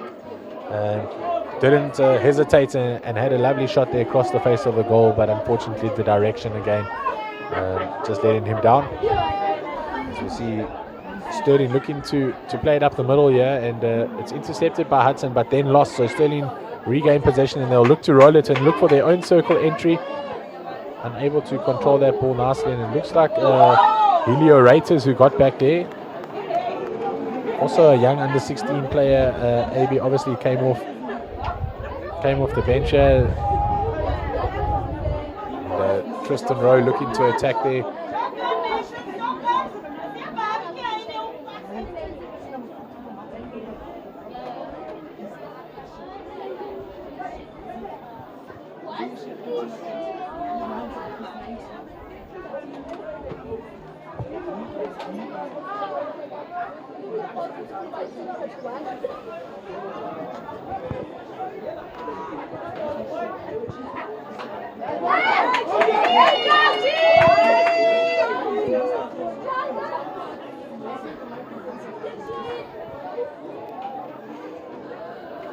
So we see Stirling looking to attack down the left-hand flank here. And the ball rolling out there, and Hudson Park with their own opportunity. AB at the moment, this game going back and forth between the two schools, but very scrappy hockey. No one able to hold on to possession, and the crowd getting a bit restless in watching this game, and maybe we just need to see a couple of slower passes, slow the game down a bit, and just control the ball a bit more. Yeah, like you said, Nick, pretty unstructured.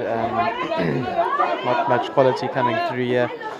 As mentioned earlier, the centre back of Stirling, you know, his exit outlet seems to be just play the ball on the ground. So as a 3 forward line, you're smiling, because you know you don't have to worry about any overheads. You can put in the effort to try and press, knowing that the ball's not just going to be thrown over your head. I have a funny feeling that Hudson are going to exploit that.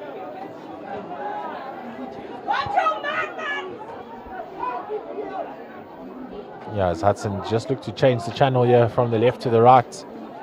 And a beautiful ball up towards Clifton. The number 16 there on for Hudson Park. But he's unable to control that.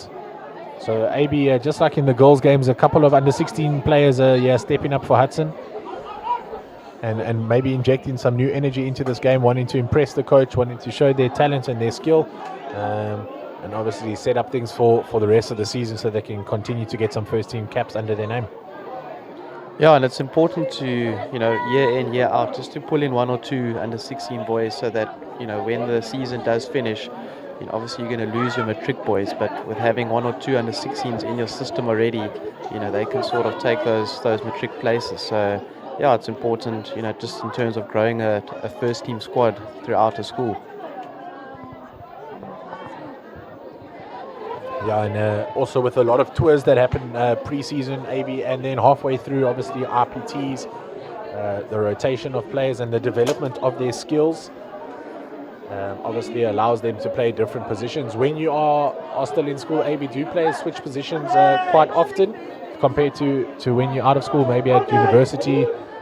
As we see Stirling with the shot here, and the keeper unsighted there, and Stirling nearly banking one there in the bottom right. So as I was saying, AB, do you see positional switches quite often at a first team level, or has it usually been ironed out by then and everyone kind of knows exactly where they play? I think it's the way you coach it, Nick. You'll try and coach a player to not be one-dimensional. If he can play right half, he needs to be able to play right mid, and the right mid needs to be able to hold back and hold the right back position if the right back does push up the field. You'll find at varsity level, obviously, you're a bit older, you've gained a bit more experience, you'll learn how to play in different positions. Not necessarily can all schoolboys play in all different positions, but I think if you're coaching a varsity first team, everybody in your team should be able to play in any position. Obviously not to the best of their abilities, but have a general idea. I also think that hockey instincts, some people are more aligned to an attacking or instinctive game, and others more defensively, and I assume by the level they get to a first team, they do know which position suits them best. I myself probably would prefer to play in the midfield or defense rather than a striker, where someone who's more attacking minded, maybe like yourself, will play midfield and prefer to go midfield striker than midfield defense. So it's definitely a mindset and an attitude, and sometimes even a personality thing for all the players. As we see Stirling here with another opportunity, some good stick work and a lovely back stick, but a glove save there by Hudson's keeper with authority. He's all over that ball, and looks like Janae Jacobs there at the end of the first quarter having a back stick shot there, but well cleared by Hudson. As we see another replay here by Nate Scarsales, Stirling's number 8, running the ball in. You'll look for the short pass to Janae Jacobs, who gets on that back stick, but it's comprehensively saved there by the Hudson Park keeper, and it ends this first quarter, and both schools are level 0-0.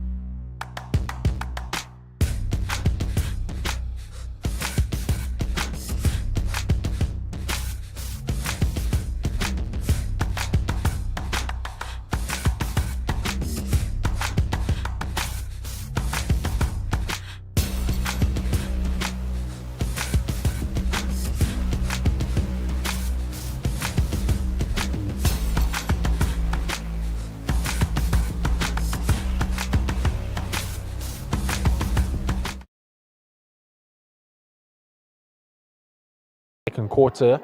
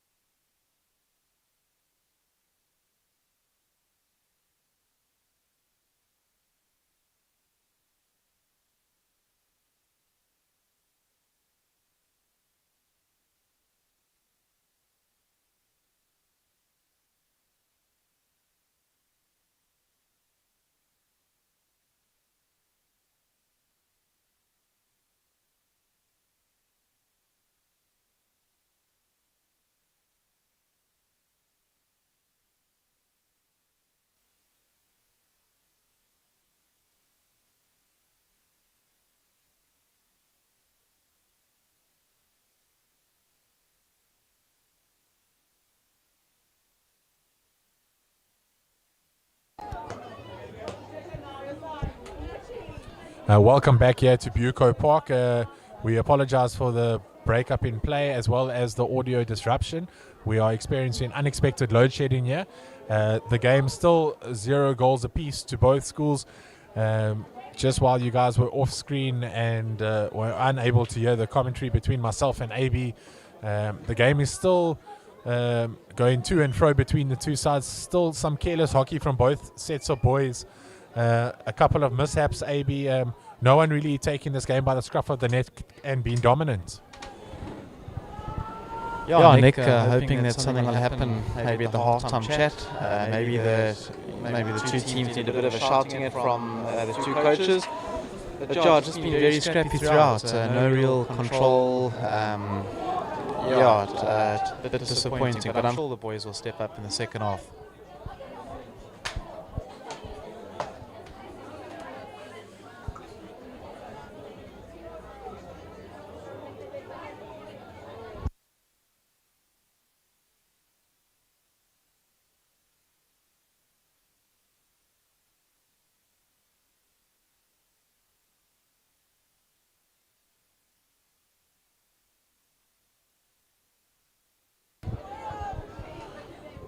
As we see Stirling try exit from the back there, it's a short play. That looks to be Tristan Rowe's brother on the ball. A couple stick tackles there by Hudson. AB stick tackles are controversial free hit these days in hockey because sometimes the play is allowed to go on and sometimes not.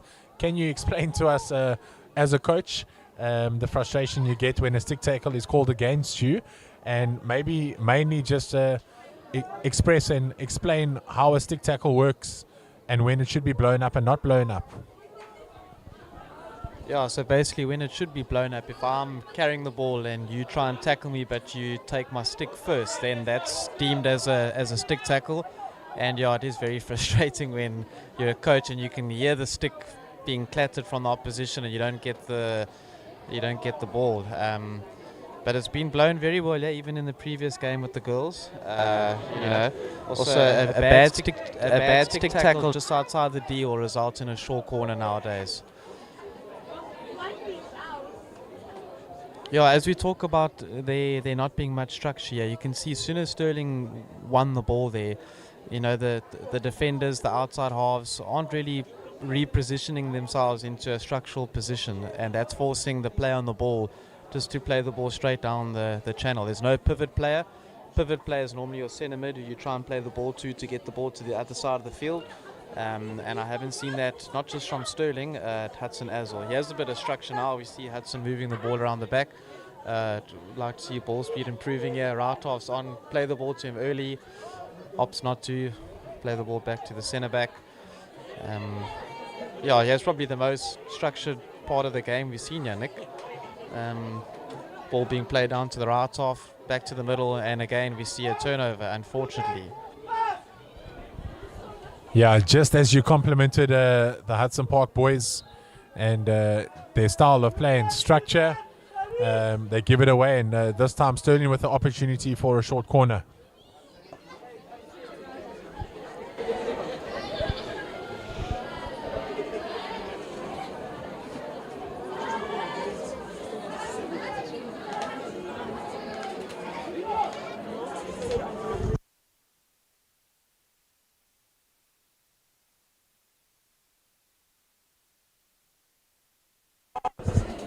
As we see Stirling set here with 3 castles at the top. Quite closely compact here. AB, not many options for them, seeing as they are quite tight, as they seem to just spread out slightly now. I know Sean Pillay can flick number 8.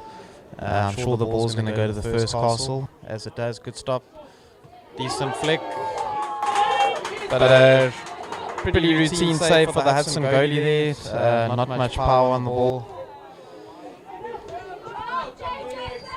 Yeah, and another save by the keeper. Lovely glove save, just slapping that ball away as they play it out wide here to Clifton. Clifton plays it back. He'll call for a 1-2 pass here. He looks to receive it. Some good defense by Stirling chasing back. He'll try roll the ball up to Siam Banyashe. And just at the halftime hooter, giving the ball away. So this game at the moment at Buco, just a bit of a dead rubber at the moment. AB and both teams will go into the shed with a scoreline of 0-0.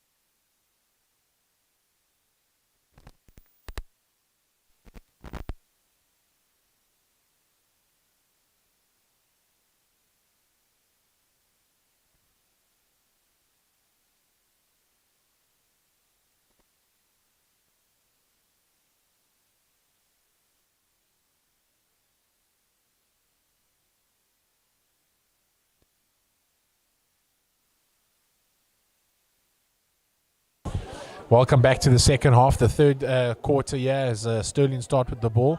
If you've just joined us, Stirling playing from left to right now in white with a green trim, and Hudson Park playing in their traditional red and blue hoops on their socks, blue shorts and a white top.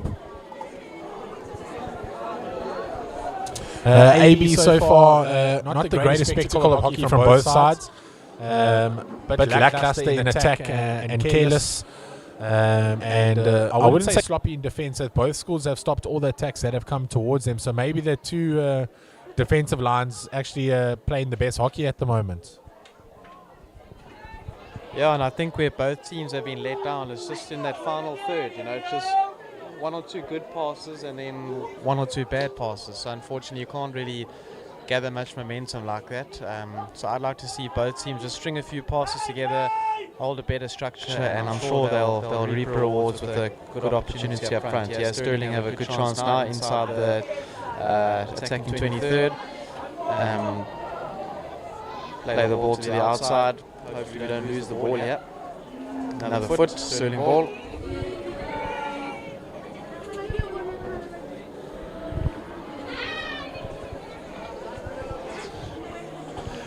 Stirling with an attacking opportunity as they play towards the 23 line. They'll look for a run towards the center of the D. But play just slowed down there by Hudson Park, and another great tackle there. If they can roll this ball there are options up front for Hudson Park. The young man is there running one hand on his stick. I'm rather perplexed and confused by that, AB. He passes towards the forward, and the forward of Hudson with the yellow boots, they're just letting the ball roll ahead of him and not even trying to regather that.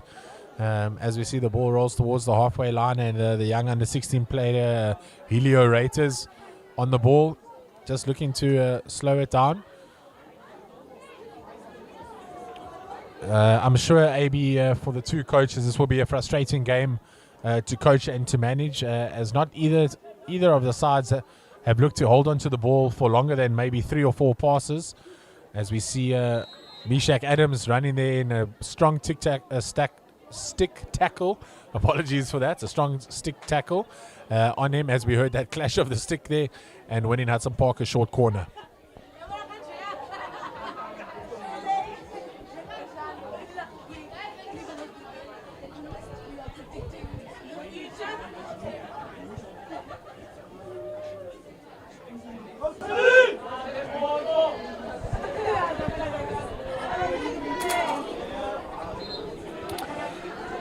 As you see the short corner, it's a strong push towards the top of the D. Meshach Adams looking for a drag flick there, but it's a poor attempt and the ball just rolling wide. AB, you do expect the players of his caliber to at least get their first shot on goal. Yeah, it looked like Meshach was going for sort of what we'll call a slider in the guys' game. Unfortunately, the ball going past the left foot of the Hudson striker on the far post there. Not a bad option. Like to see Hudson get another short corner early on and see what they can do.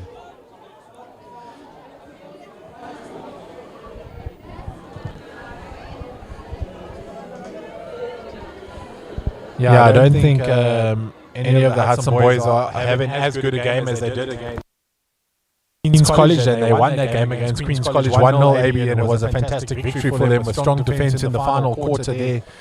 They look to have some of that same resilience here in this game, but neither side holding onto this ball long enough to even string together a good phase of attack. And just as I say that, at the back there, Hudson Park with the free hits, 16, and just slapping the ball straight out. So Stirling with a good opportunity here to attack. You see a lovely tuck back there in the corner, and the Hudson player falling for that and just giving away another hit, as we see a good circle interest. The ball towards the P spot, but Helio Raiters, the young man, stepping up nicely to defend that and read that play. And an attacking player by nature, AB. So I think attacking players back in defense, it definitely helps them read the play and understand where the ball's coming from.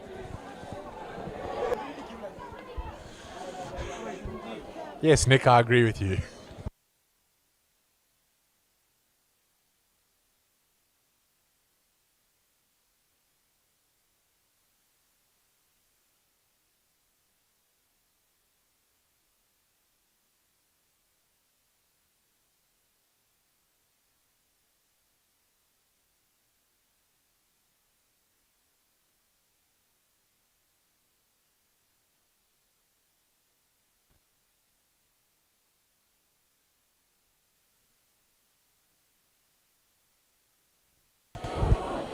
Another unforced error there, AB, by Hudson Park, and Stirling with the opportunity to just release the pressure as they do a lovely overhead at the back there. And what seemed to be a straight drive by the defender, bringing in his cricket attributes here into hockey. Well left there by number 2. A good 1-2 between the two Hudson midfielders. As they look for a circle entry here, but once again, just losing possession of that ball as they attack the circle.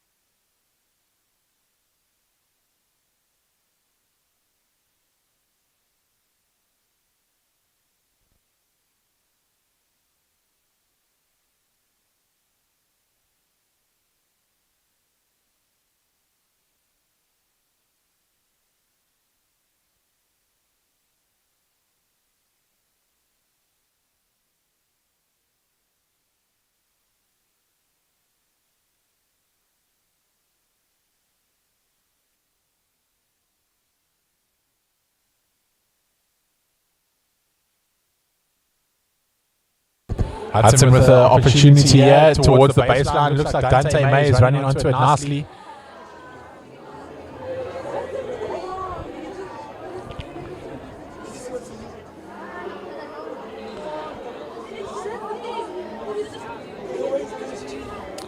And once again, Hudson Park just losing possession of that ball in the green zone or the strike zone. The coach and management of Hudson Park's boys first team will really be disappointed as we see a good opportunity for the boys here. And instead of having the shot, the young man passes it back. Unselfish play and a little tapping goal there by Hudson. Sterling will be very disappointed with that defensive effort, and Hudson, I feel AB can count themselves fortunate there. That pass back towards the P spot could have definitely been intercepted and controlled by the defender of Stirling. Yeah, a bit of a sloppy goal there, but you know what? Good attacking mindset from the Hudson player in the 9-yard area. That's what you want as your striker. You're not always going to score those goals from the top of the D. It's more about that 9-yard area. For the viewers, if you're not sure where the 9-yard area is, it's basically from the P spot area up until the baseline in that 9-yard area. Close quarters, often congested. Important to keep a low body position. And that was executed perfectly from the Hudson player in that instance.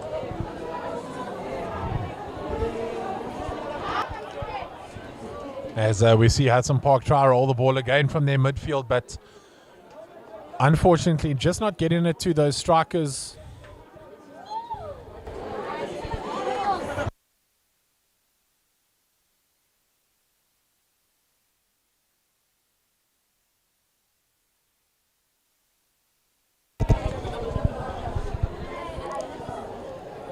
Yeah, Nick, I'm hoping that goal might just improve the quality of the game here. Just maybe speeding up the ball speed, speeding up the physical running of the Stirling and Hudson players. I think that was a blessing in disguise. What do you think, Nick? I absolutely agree with you there, AB. I think it will bring an injection of maybe some control from both sides. Some want and need of possession. It looks like at the moment in this game, no one has actually wanted possession. Every time they have it, they give it away. I think both teams are obviously having a glaringly off day. I think that needs to be stated. And although frustrating for the fans, I think it's even more frustrating for the players on the park and the coaches who know the talent and skill set of each team. Hudson Park leading this game in this third quarter, though. Definitely have the ascendancy in the game. If need be, if the game continues to be scrappy, they will definitely close it out with a 1-0 victory. So Sterling are going to have to group together a couple of passes and take control, almost take this game by the scruff of the neck and just keep possession of the ball until, I would say, the end of this quarter and definitely into the final quarter of the game.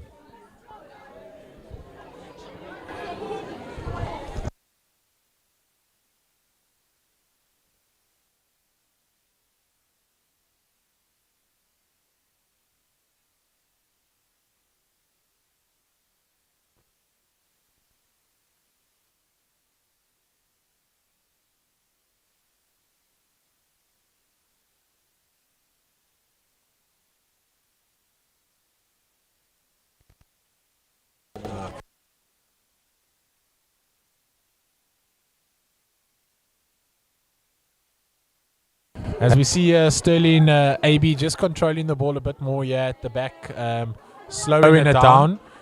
Some fancy swordsmanship there by number 15, but got nothing to do with hockey. You would think when you trail in a game, your players would pack that away and just concentrate on the basics. And I think that's an important thing to bring up the basics of this game. We haven't seen a lot of basics from either side. We saw a lot more from both sets of first-team girls from the same schools. And maybe the boys just need to pack away all their skills and their fanciness and look to just keep it basic and simple. And then march it upfield. As Stirling look to be trapped here in their own 23. Looking for an exit, but this young man, number 15 on the ball, is not looking to release it and having fun and games at the back.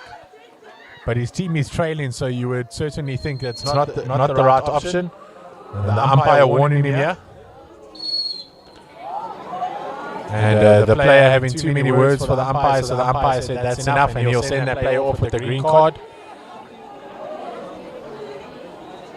AB, very important for schoolboys and girls to follow the law of the umpire, whether you agree or not. They do have the final say, so we always do ask the players to represent and respect the umpiring decisions.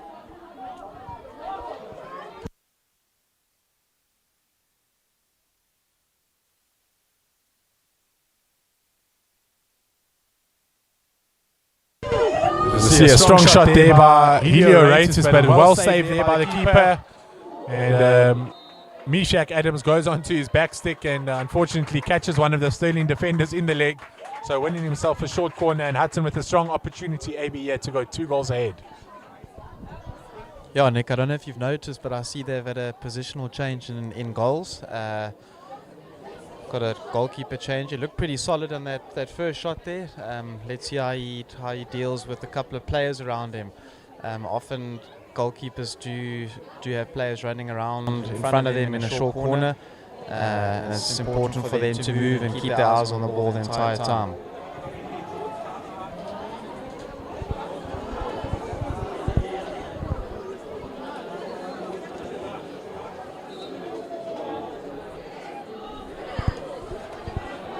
As we see a strong push and Mishak again there with that slider that you spoke of. Very fortunate to catch the foot of that Stirling defender. I think the ball just deflecting off his stick into his foot. He'll count himself unlucky. Mishak not being direct with that shot, AB, and just struggling for some direction. Maybe a change of tactics here by Hudson would be a better ploy.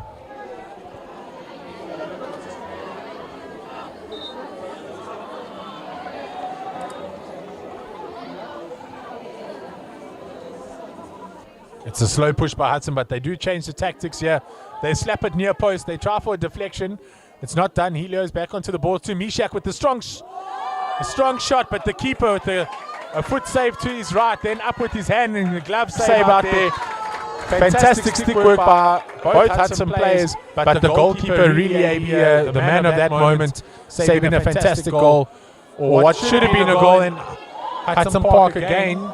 Just missing an opportunity. That's VZ Boyson clear on that far post for an easy tap in and missing that. I'm a big soccer fan, AB, and I feel that many Chelsea fans have seen that happen this season and will be disappointed, just as they were in the season of the Premier League.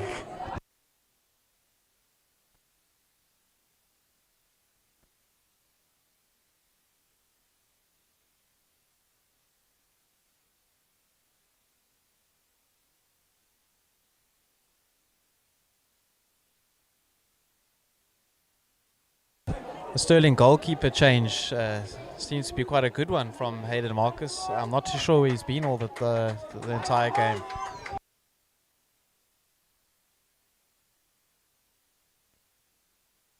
And that's the end of the third quarter, where Hudson lead this game 1-0.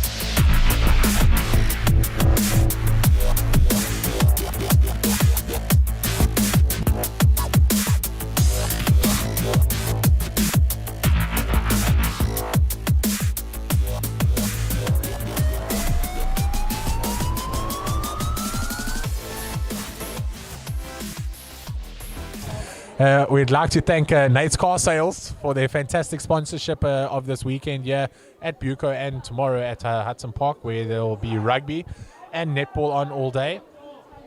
Welcome back to this final quarter of the second half between the two boys, first team Stirling and Hudson Park. Stirling trailing this game at the moment, AB 1-0. You did notice their keeper change and the dramatic effect their keeper had. It does look like they've switched keepers once again. Can you explain why they would use this tactic maybe to switch their keepers? I think the only reason, Nick, is you probably find there are two boys who are fairly close in ability, and you probably find Stirling, being a big school, they probably have a few keepers that are playing in their first, seconds and thirds, so yeah, not the worst option.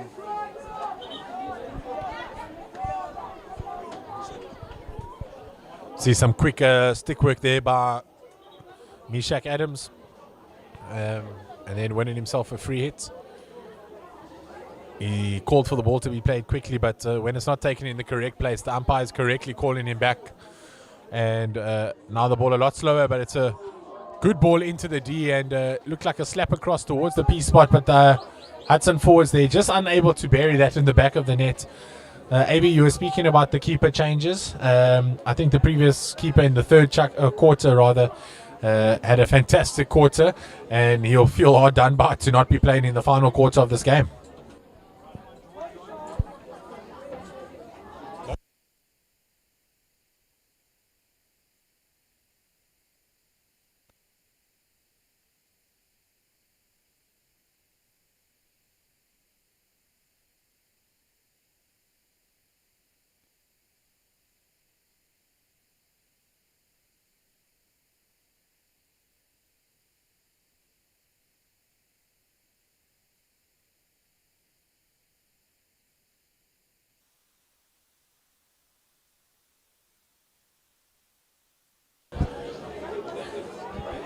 Stirling's still struggling, AB, to hold on to possession of this ball, and it's the only way they're going to get back into the game. As they roll it back here, they'll look to change the channel. Hudson not really pressing at the moment, so Stirling with the opportunity and space out wide. They'll see a run towards the center, but it's defended there by Hudson just across there. As you see, Mishak there with a lovely overhead, but well defended by Stirling. Hudson creating danger, stepping into that little circle that you spoke of, that inner space, and Stirling winning themselves a free hit here at the back.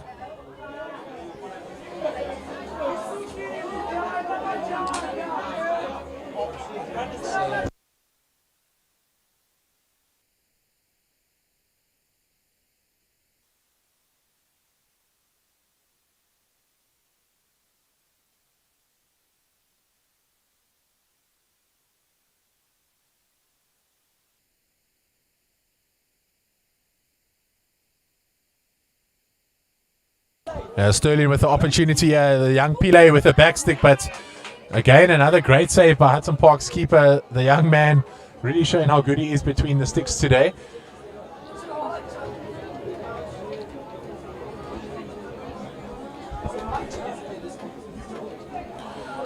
The Stirling with time ticking down, AB, probably about 10 minutes, maybe 12 left in this game. Stirling still trailing by 1 goal. They'll really want to gain some possession and roll it between their own players, maybe looking for the channel around the D and some patience around the D before entering. As we see a shot into the D there and a deflection, but the keeper well alert to where his goal post is and just allowing that ball to roll out.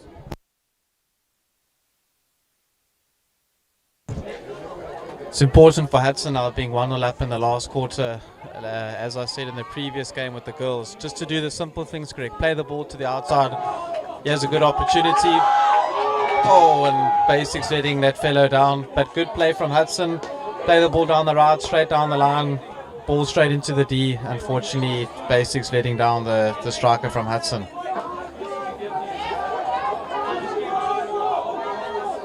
See the Stirling centre-back opting for the direct route. And as you can see, that Hudson are definitely closing up shop in the middle of the field, so Stirling need to play the ball to the outside channels.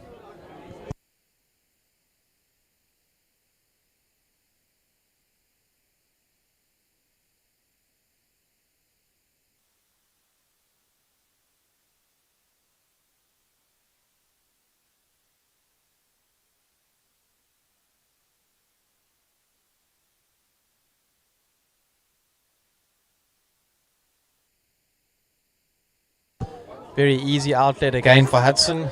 Stirling being a bit lazy in their press here, taking a bit of time to set up. Good skill from Adams.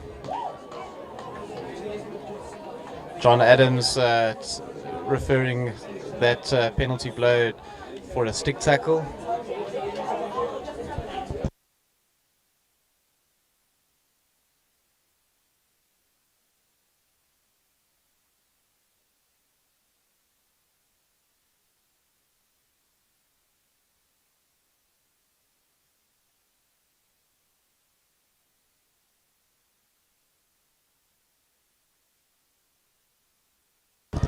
I see it. Adams has moved over to the left-hand side of the short corner. I wouldn't be surprised if Hudson either push it straight to him or straight to the first castle and then slip it to Adams on the left-hand side. Yeah, it seems to be that majority of the short corners are run through him. Goes straight to Adams on his reverse stick. That was deemed to be lifted. Just for the viewers out there, off a short corner, if it is a shot, the first shot needs to be below the backboard. If it is a deflection or a drag flick, it can obviously go to anywhere, top roof or bottom corner. But as mentioned, the first shot needs to be below the backboard. Thereafter, it can be shot anywhere into the net.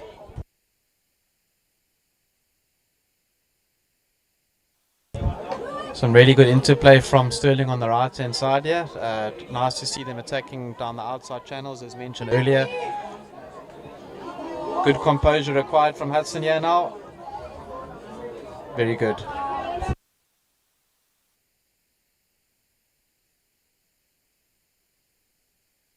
I see Helio Raiters just looking to march this ball up here, upfield, and once again another card here for a Stirling player, just committing too many errors and fouls. Sanalo and Kata on the ball. He'll look to roll it quickly.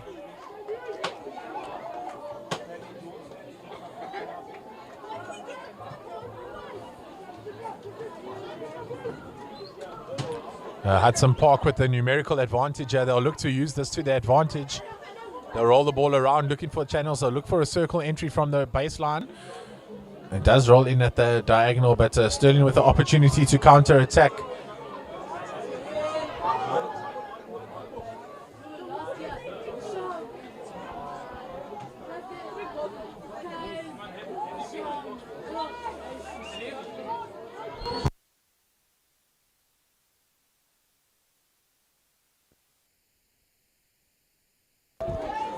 As VZ Boyson with some lovely stick work there as he looks for a circle entry.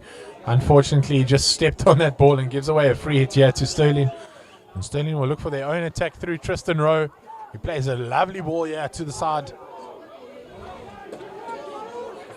Hudson Park defending nicely, making the Stirling attacker run on the outside. But a silly mistake there from the centre back.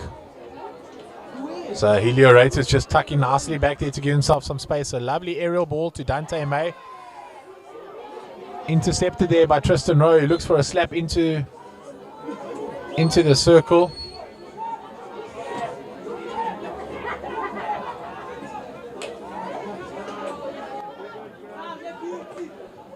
Helio will look to roll the ball, and Hudson Park with another opportunity here, but once again not able to capitalize. The forwards really letting them down at the moment in this game, although they are fortunately enough leading. If they were trailing, I'm sure Sipe Matafeni would definitely have a couple words to say to the strikers so far in this game.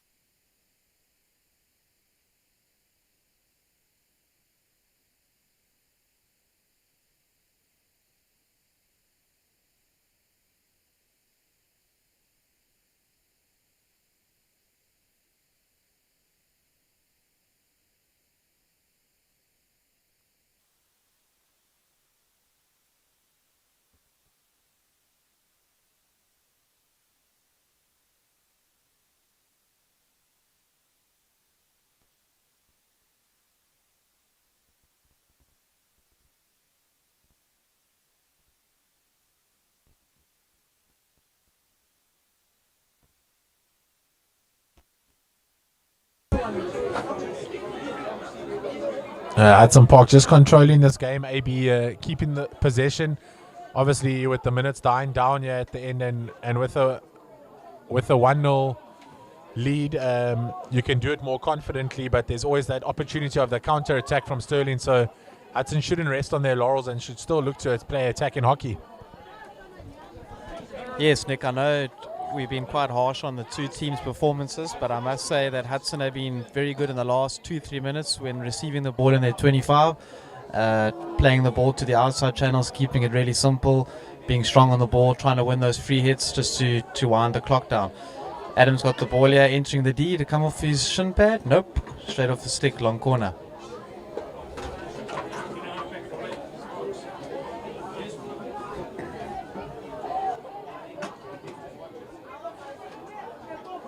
This ball needs to go to Adams on the T-point area.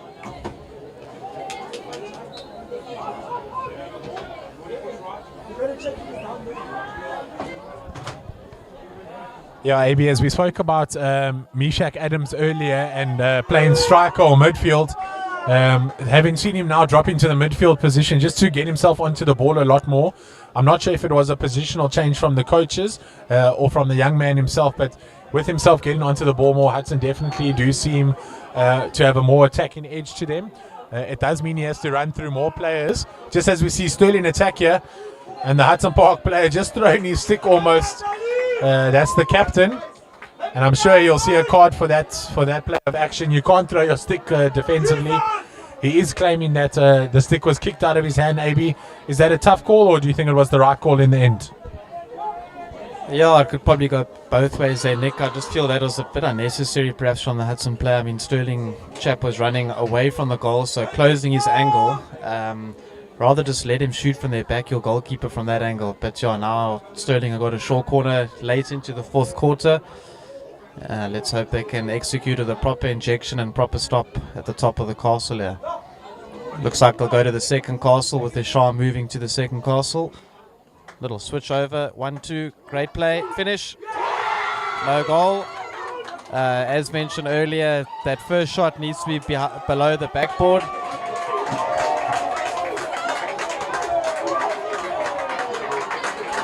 I must say, the crowd in front of us here, Nick, went pretty mad. I thought we might have fallen off this grandstand, but good to see that you didn't celebrate that, knowing your hockey rules, so well done to you, fellow. Yeah, I didn't celebrate the goal, but I did celebrate the interplay between the Stirling players. And I even looked at one of the guys in the crowd from Stirling, gave them a little head nod. So a lovely 1-2 pass, also known in hockey as the zigzag. And the Hudson defenders were caught flat-footed there, not even sure what to do. Just unfortunate that the Stirling striker couldn't keep that ball down and hit the backboard, as we know you need to do from a short corner. Stirling looking to attack again, but Hudson resolute in defense, and you can feel the energy in this game picking up now after that opportunity, and hopefully it's going to be a tight finish for the boys from Stirling.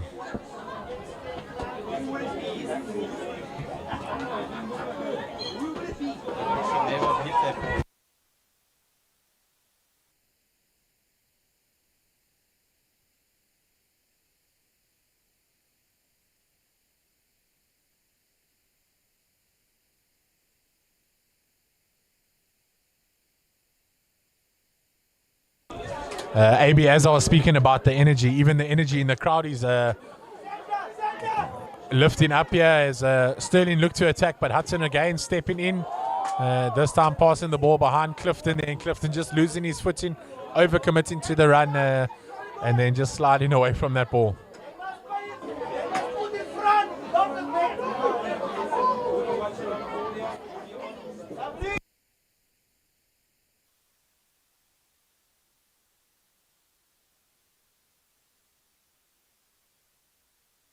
Looks like the young Pile there, AB, just having a bit of a brain fade with that pass between his legs to nobody in front, not even looking for a Stirling player, rather than looking for the foot or the short corner.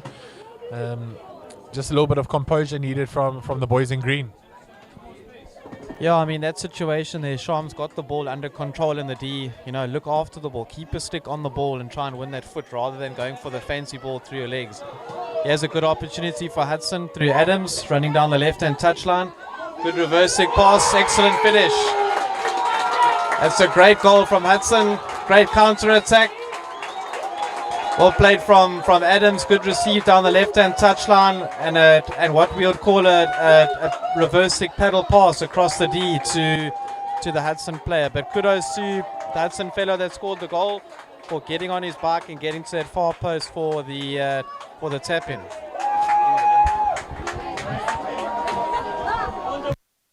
And that looks to be the end of the game. AB Hudson Park with a fantastic goal and pass by Meshach Adams, finished by VZ Boyson, and Hudson Park getting a massive victory here over Stirling, the arch rivals in East London, 2-0.